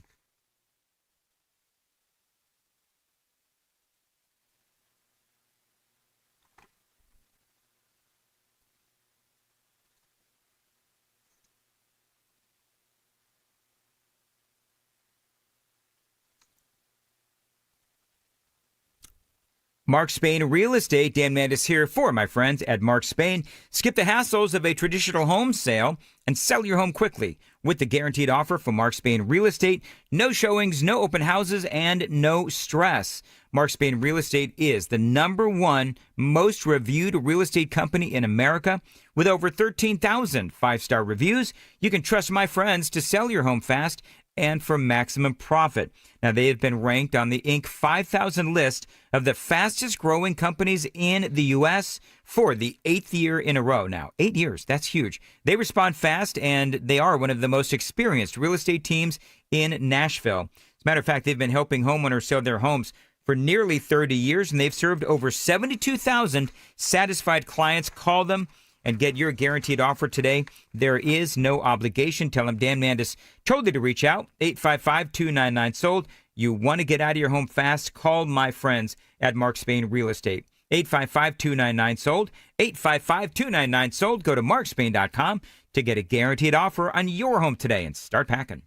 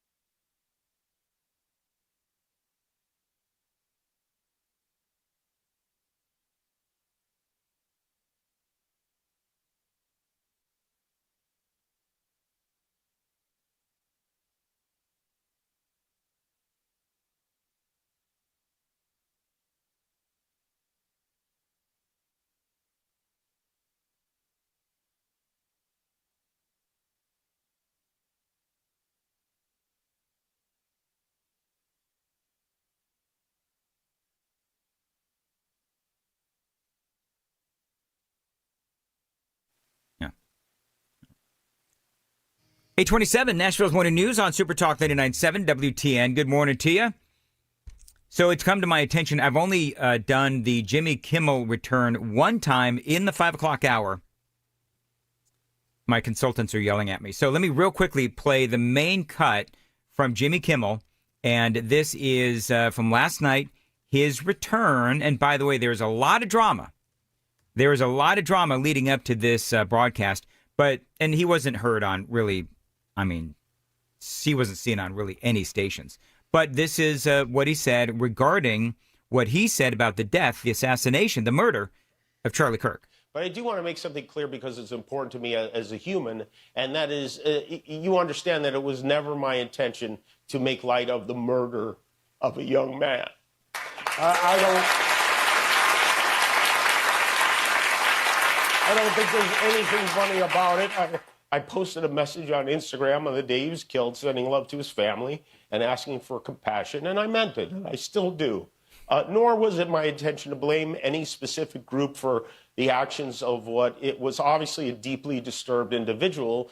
That was really the opposite of the point I was trying to make, but I understand that to some that felt either ill-timed or unclear, or maybe both. And for those who think I did point a finger, I get why you're upset. If the situation was reversed, there's a good chance I'd have felt the same way. I have many friends and family members on the other side who I love and remain close to, even though we don't agree on politics at all. I don't think the murderer who shot Charlie Kirk represents anyone. This was a sick person who believed violence was a solution, and it isn't. Ever. And also, selfishly, I am a person who gets a lot of threats. I get many ugly and scary threats against my life, my wife, my kids, my coworkers because of what I choose to say. This is where Jimmy Kimmel makes it about him. It's all about him. And I know those threats don't come from the kind of people on the right who I know and love. So that's what I wanted to say on that subject. But I don't want to make this about me because, and I know this is what people say when they make things about them, but I really don't. This show is not important. What is important is that we get to live in a country that allows us to have a show like this. All right, so coming up, I'm going to get the thoughts of one Chris Hand, who is in studio this morning. So we'll talk to Chris about what he thought about Jimmy Kimmel's return. And by the way, I'll spare you the suspense. There was no apology. So we'll talk about that and a whole lot more straight ahead on Super Talk 99.7 WTN.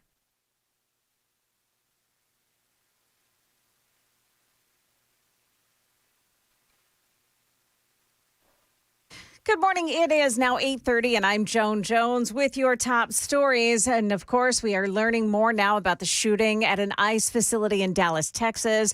Happened this morning. Tricia McLaughlin is the DHS Assistant Secretary of Public Affairs. We know that there were 3 fatalities, potentially detainees, not ICE law enforcement at this time, that there have been other injuries, and some individuals are in critical condition. And as for the shooter... As far as the shooter goes, there was a self-inflicting gunshot wound, and he is dead. He's deceased. We believe that he was shooting at law enforcement and the detainees from an apartment building. Again, those details are still murky. It looked like it might have been a sniper or some sort of a long form shot. Now, the shooter was found dead inside of a nearby parking garage.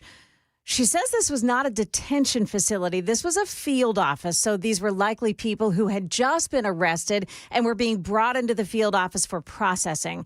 Now, we're going to keep an eye on this. We will break in with any new information as we learn it this morning. Other news of the day, a special election held in Arizona yesterday has gone to the Democrat who got backing from the likes of Bernie Sanders and AOC. She is Adelita Grijalva, the daughter of Congressman Raul Grijalva, who died in March.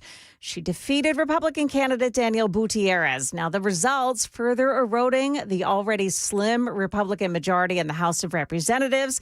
There are 2 more special elections coming up, one in Texas, and, of course, the Tennessee 7th Congressional District, where Mark Green stepped down in July. That one will be held in December. That is the latest news. We've got your traffic and weather ahead. I'm Joan Jones, WTN News.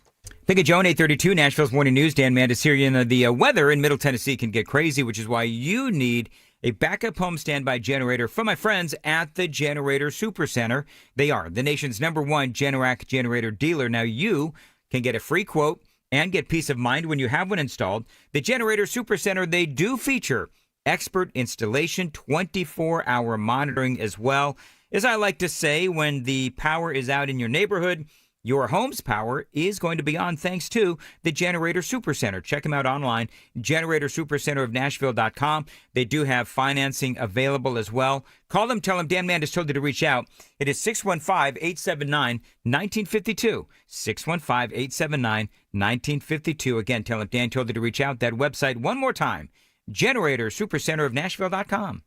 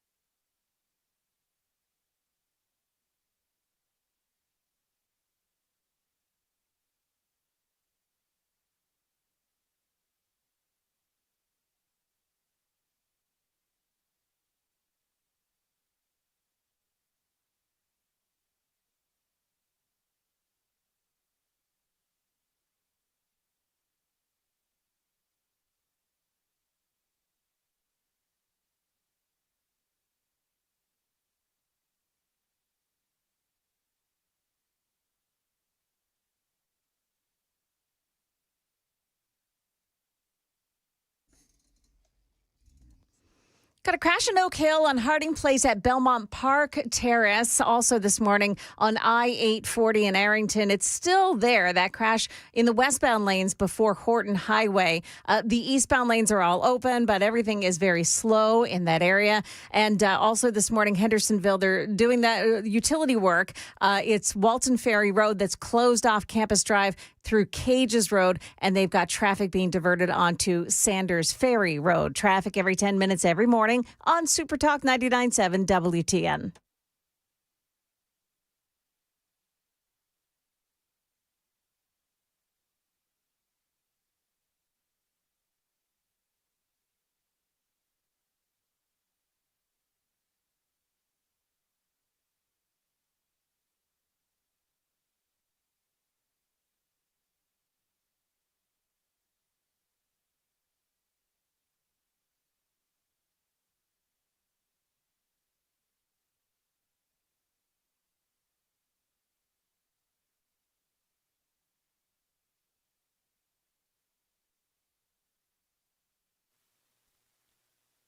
8:36, Nashville's Morning News on Super Talk 99.7 WTN. Good morning to your friends. Hope you are doing well. It is time for the crisscross handoff. Chris, you actually made it into a segment. I did. I did. And then I get in here, and then you're not here. No, I'm broadcasting from home today. I know, and it really throws my day, a monkey wrench at my day, because, I like to start my day with a Dan Mandis hug. Sure. I'm sure not even my wife likes that, Chris. So, Hey, so it's did you? When I saw Chris yesterday, man, you were exhausted. Oh yeah. Now, did you finally get some sleep? I mean, I got like 6 hours last night. I feel a lot better today than I did yesterday. I've just been like a walking zombie. Yes. Well, you sounded great yesterday, and I'm very heartened to hear that we have postponed our September 30th event, and it is now going to be on October 14th. Yeah, for Charlie Kirk Day. It's the National Day of Remembrance for Charlie Kirk. We're really, really excited. I mean, you've probably gotten this too, but I've gotten just so many messages and emails and people reaching out saying that they want to get involved with TPUSA. And so this is like a really cool opportunity where we're going to have a lot of TPUSA representatives, some big dogs, including, and TPUSA chapters at an event with us. So that way, anybody that wants to get involved, like, this is your opportunity to connect with them face to face. You know what we also ought to do? I don't know if we're talking about, if anybody's talking about this, but should we have voter registration there too? I would think so. I would absolutely think so. We got to mobilize. We got to get ready. Midterms are going to be here before we know it. We can't fall asleep at the wheel. No, absolutely. Well, actually, Chris, we don't need registered to vote, because Gavin Newsom says that there's not going to be an election in 2028. That's true. Do you know in your travels, because and I was talking about this earlier, in your travels, have you ever seen why Gavin Newsom says such things? Because I was, when I played the audio, I was trying to figure out, okay, so where exactly does he get that from? Because I don't know his justification for making such a stupid statement. Well, I just think that they're doing the classic Democrat tactic of playing up fear. It's the easiest way to manipulate the lemmings of the Democrat Party, so they lean in on the fear. And all of them think that Trump is already a dictator and a fascist and Emperor Trump. So he's leaning into that because of the radical left. Hey, Chris, I want to give you a new word to use. Sheplings. Combination of sheep and lemmings. I like it. You like it? I'm a fan. I want to try to make it a thing. We should. You should make T-shirts with it. Make T-shirts with it? Yeah. All right. Let's see. What did you think about Jimmy Kimmel and his return? I kept waiting for an apology that never happened. No, it wasn't an apology at all. He didn't address Charlie's family. He didn't address the fact that he was wrong and lied and said it was a MAGA guy. He didn't say he was wrong. It was a non-apology. And, I would just say a lot of people didn't see it anyway because Sinclair and Nexstar still aren't airing Jimmy Kimmel. And I would imagine that the executives did watch that episode of Sinclair and of Nexstar, and they're probably thinking the exact same thing that we are, that this is a non-apology apology. Yeah, it's like when waiting for one, but I didn't see one. But like occasionally, my boys will get into a bit of a tussle, and I'll be like, "You need to apologize to your brother," and I'll get a SORRY, and it's like that's not an apology. That was the equivalent of what we saw from Jimmy Kimmel last night. Well, and here's the thing. I don't know if you saw this, but according to the Daily Mail, his staff was going to walk out if he did apologize. Really? If he did, yeah, that's what they said. They said that if there was a mutiny, if you will, amongst the staff of Jimmy Kimmel, they said if you apologize, then we're going to walk out because they were standing by what he said. But if he doesn't apologize, then they all lose their jobs anyway. And there's like a couple hundred people working for his show. Yeah, yes, they would be out of a job. But I think that. I think when you get into that kind of a environment, you feel like you're untouchable. You feel like they can't do anything to us because we are such a successful show, which clearly it's not. Define success. I know, right? So I thought, for me, when I was watching, and I did play the audio, I think that he's been exposed. His pants have been pulled down, if you will, because A lot of people have been talking about his ratings. A lot of people have been talking about the money that he makes and how he's not worth it, and the local stations are frustrated because they can't sell the ad time on the local level. So his worst nightmare, because he is a man of ego, right? Jimmy Kimmel is a man of ego. So his ego has to have taken a hit because all of these negative things have now come out about him. And so he goes out there and it's kind of like he's got his tail between his legs, if you will. Yep. My gosh. So, yeah. By the way, here's that real quick. I wanted to play the audio of Gavin Newsom and see if I can. Yeah, here it is. Here's that Gavin Newsom audio real quick. I fear that we will not have an election in 2028. I really mean that in the core of my soul, unless we wake up to the code red, what's happening in this country, and we wake up soberly to how serious this moment is. So, but again, nobody ever has the mindset to ask him, what do you mean? Well, I think he's just broken up. Everybody keeps sending him Trump 2028 hats. You know what? I love that. I actually do love that. Did you see what happened yesterday? We spoke about this a little bit ago. Tennessee State University. Yes, and I'm trying to get Cam Higbee on the show today. It's kind of going to be a game time decision, but I'm aware of Cam. So he stepped up and started doing this in the immediate aftermath of the Charlie Kirk assassination. He just picked up the mantle and started showing up to college campuses. And Tennessee State University, I mean, he was there for all of what, 10 minutes? 10 minutes. 10 minutes, and a riot breaks out. Did you see the part where the woman held her shirt You're up? really focused on this, Dan. Well, it's kind of gross. And can I just tell you, for a man to say that, I mean, that's really saying something. Yeah. He didn't like her tomatoes. Oh, yuck. So, yeah, I mean, Murphy beat me to it. He has Cam on at 4 p.m. Son of a gun. See, that here. Okay, so can I tell you what's funny behind the scenes? So I'm texting with Murphy show, and he said he's got Cam on. He didn't say what time, and then you say that you're trying to get him on, and I'm sort of like, okay, what do I do here? Who's going to tell Chris that Murphy already has him on at 4? Okay, Murph. I'm tired of Murph getting the scoop on me. You know what? He's a scrappy little broadcaster, There's isn't he? nothing to say that you can't get him on before Murph. Oh, that's good. That's a good call. No. That's a good call. I'm gonna press even harder, Joan. Yeah. I like that. I like that That breaks talk show bro code, and you know it. I'm upset. There's a bro code? Yeah. You know what's so funny? You don't know about it because you're not one of the bros. I'm not a bro. I got you. I actually thought there was a bro code where it's like, okay, so if somebody, this is behind the scenes, but if somebody has someone scheduled, but your show is coming up first, you don't go and schedule that person to scoop the other person because they already scheduled that first. No, I wouldn't do that to Murphy. I'm obviously kidding. But darn, Murphy. Do you know what I played the video. They did show up in MAGA hats, and so I think that I'm not saying this, but some will say, well, you showed up in MAGA hats. What did you think would happen? I would say, as a taxpayer-funded university, that the college students should behave like adults. You'd also think at an HBCU where Donald Trump ponied up all that funding so that way they didn't have to come back and beg for it, that they would actually be a little bit more open to that. That's what I said.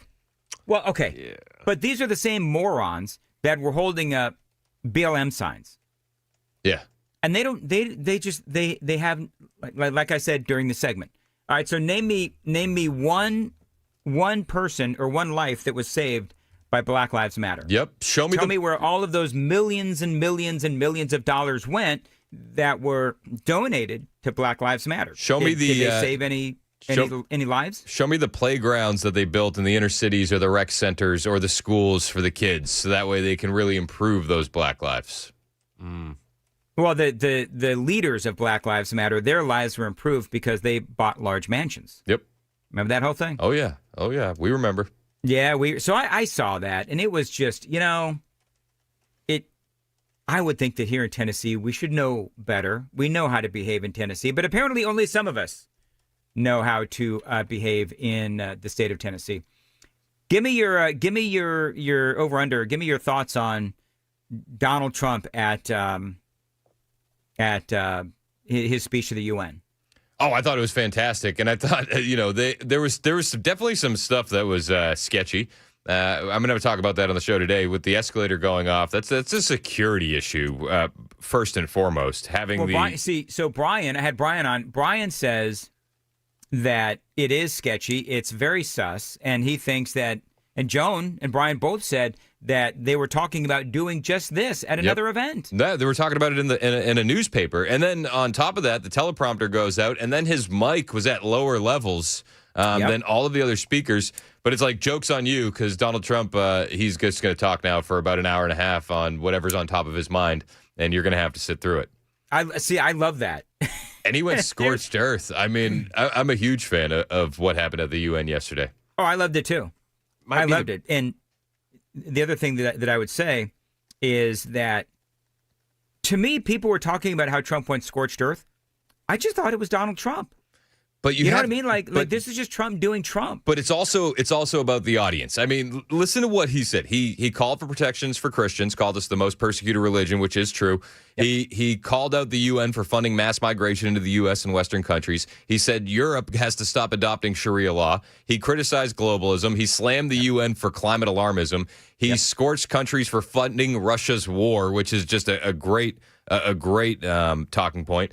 He urged countries to stop falling for the green scam. He said the UN doesn't back up its word with any meaningful action. He talked about American exceptionalism. He demanded an end to biological weapons, which is an understated talking point. I haven't seen it really anywhere in the mainstream media. Mm-hmm. But as we all know, bioweapons and bioterrorism is a real concern. He demanded an end to that, and then he concluded by urging UN members to protect their national identities by clamping down on mass migration. Mass migration thing I thought was huge. Yep. Well, I mean, we're seeing that all over the West, and the West is being destroyed by it. Well, yeah. I mean, you look at what's going on in Europe, and I mean, we could go down the road of Londonistan. What's that? Londonistan? Yes, Londonistan, where they refuse to assimilate. It suppresses the jobs. I mean, it's a whole thing. And then you got migrant rape gangs running around, and 14-year-old girls have to arm themselves with hatchets and knives. So, what's the harm in mass migration? But everything's going great, right? Yep. And then the police interfere over their social media posts, showing each other how to defend themselves against these men. Yeah, you post on Facebook, gee, I'm not sure I'm a fan of this. Oi, you got a license for posting like that? Throw you in jail for like 6 months. Yeah. You actually go to jail longer for the Facebook post than you do for the rape.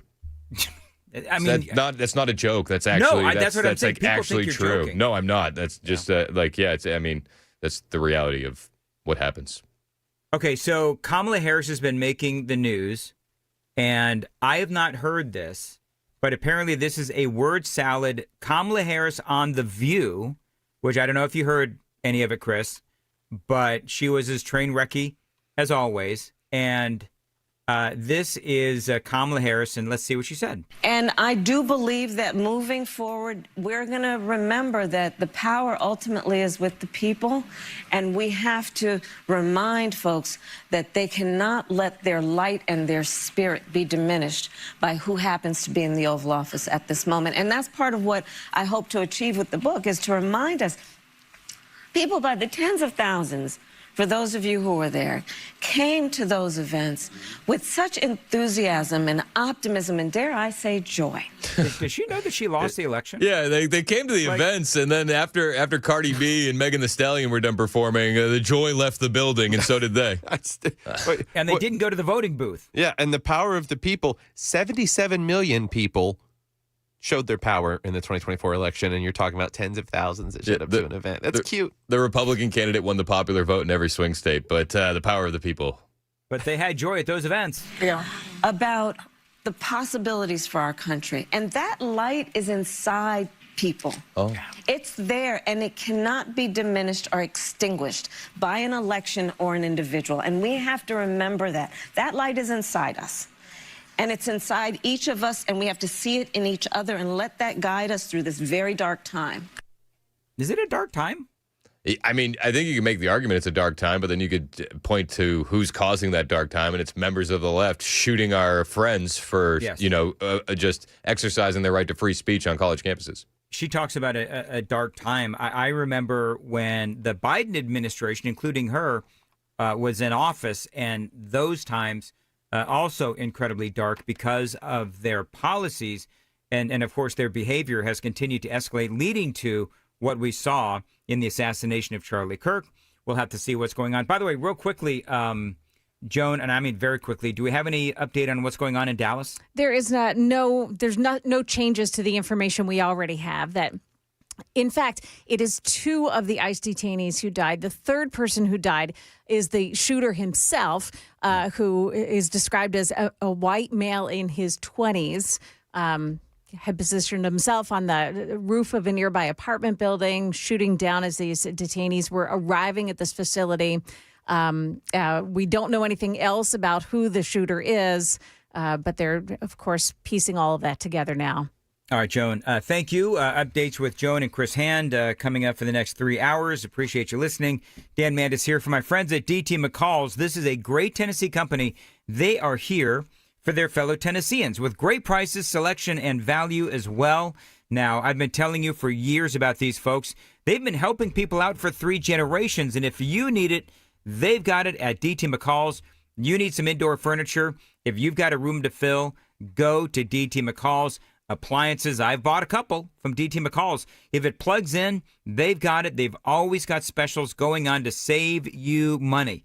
Go to the front page of their website. That is where you can find a lot of specials. That is dtmccalls.com. 5 locations across Middle Tennessee. By the way, if you buy it, they are going to deliver it for free and haul away the old stuff. Carthage, Cookeville, Lebanon, Lafayette, and Franklin. And again, always online, dtmccalls.com.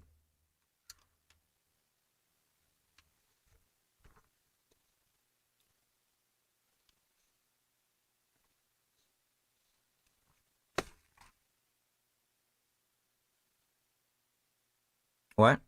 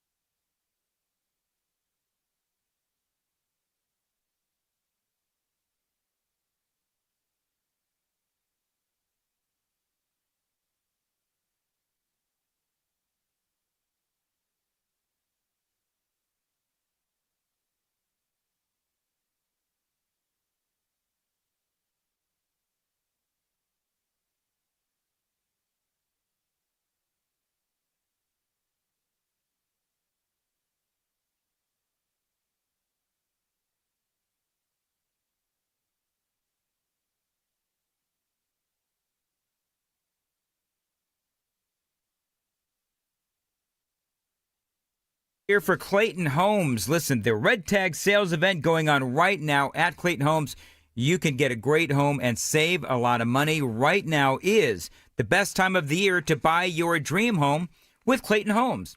Now, for a limited time, they're slashing prices and offering you the chance to save thousands of dollars on select in-stock homes.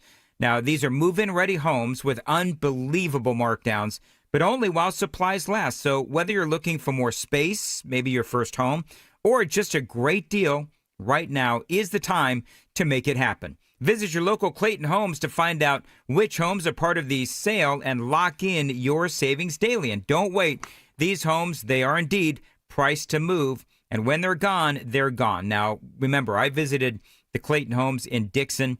These are incredible homes. They are luxurious, open spaces, deep soak tubs, energy-efficient appliances, wide open spaces. Again, it is the Red Tag Sale going on right now at Clayton Homes. Details at theredtagsale.com. Terms and conditions for the Red Tag Sales event at theredtagsale.com. Available only at participating Clayton Homes family of brands retailers through 12/31. Amount of savings may be limited. Ask for details. May not be available with certain financing lender restrictions apply.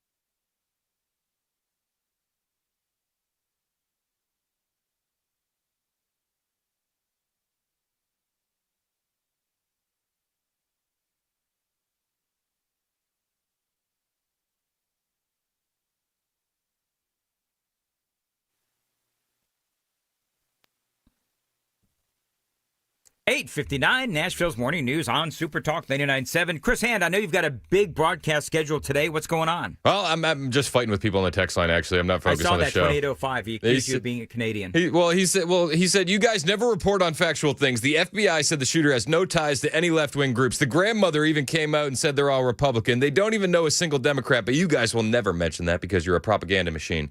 So I replied, you're an idiot. Love you, though. Thanks for listening. Hey, 2805, do you have that daily Trump lie that you were telling me about, like days ago now? We're waiting. I'm waiting. We're turning into those skeletons in the rocking chair, just waiting. Tell me the lie. Tell me the lie. Because 2805, he lies daily. Okay, 2805, tell me. Then he told me go back to Canada, and then he said comma and then the letter A, and so I just wrote back it's EH. Want some maple syrup with that bacon, eh? I love that. All right, big show with Chris Hand. Don't forget, October 14th. Details, I'm assuming, are at the website? Yep, 997WTN.com. It's going to be huge. We want to see you there. All right, we'll see you tomorrow, folks.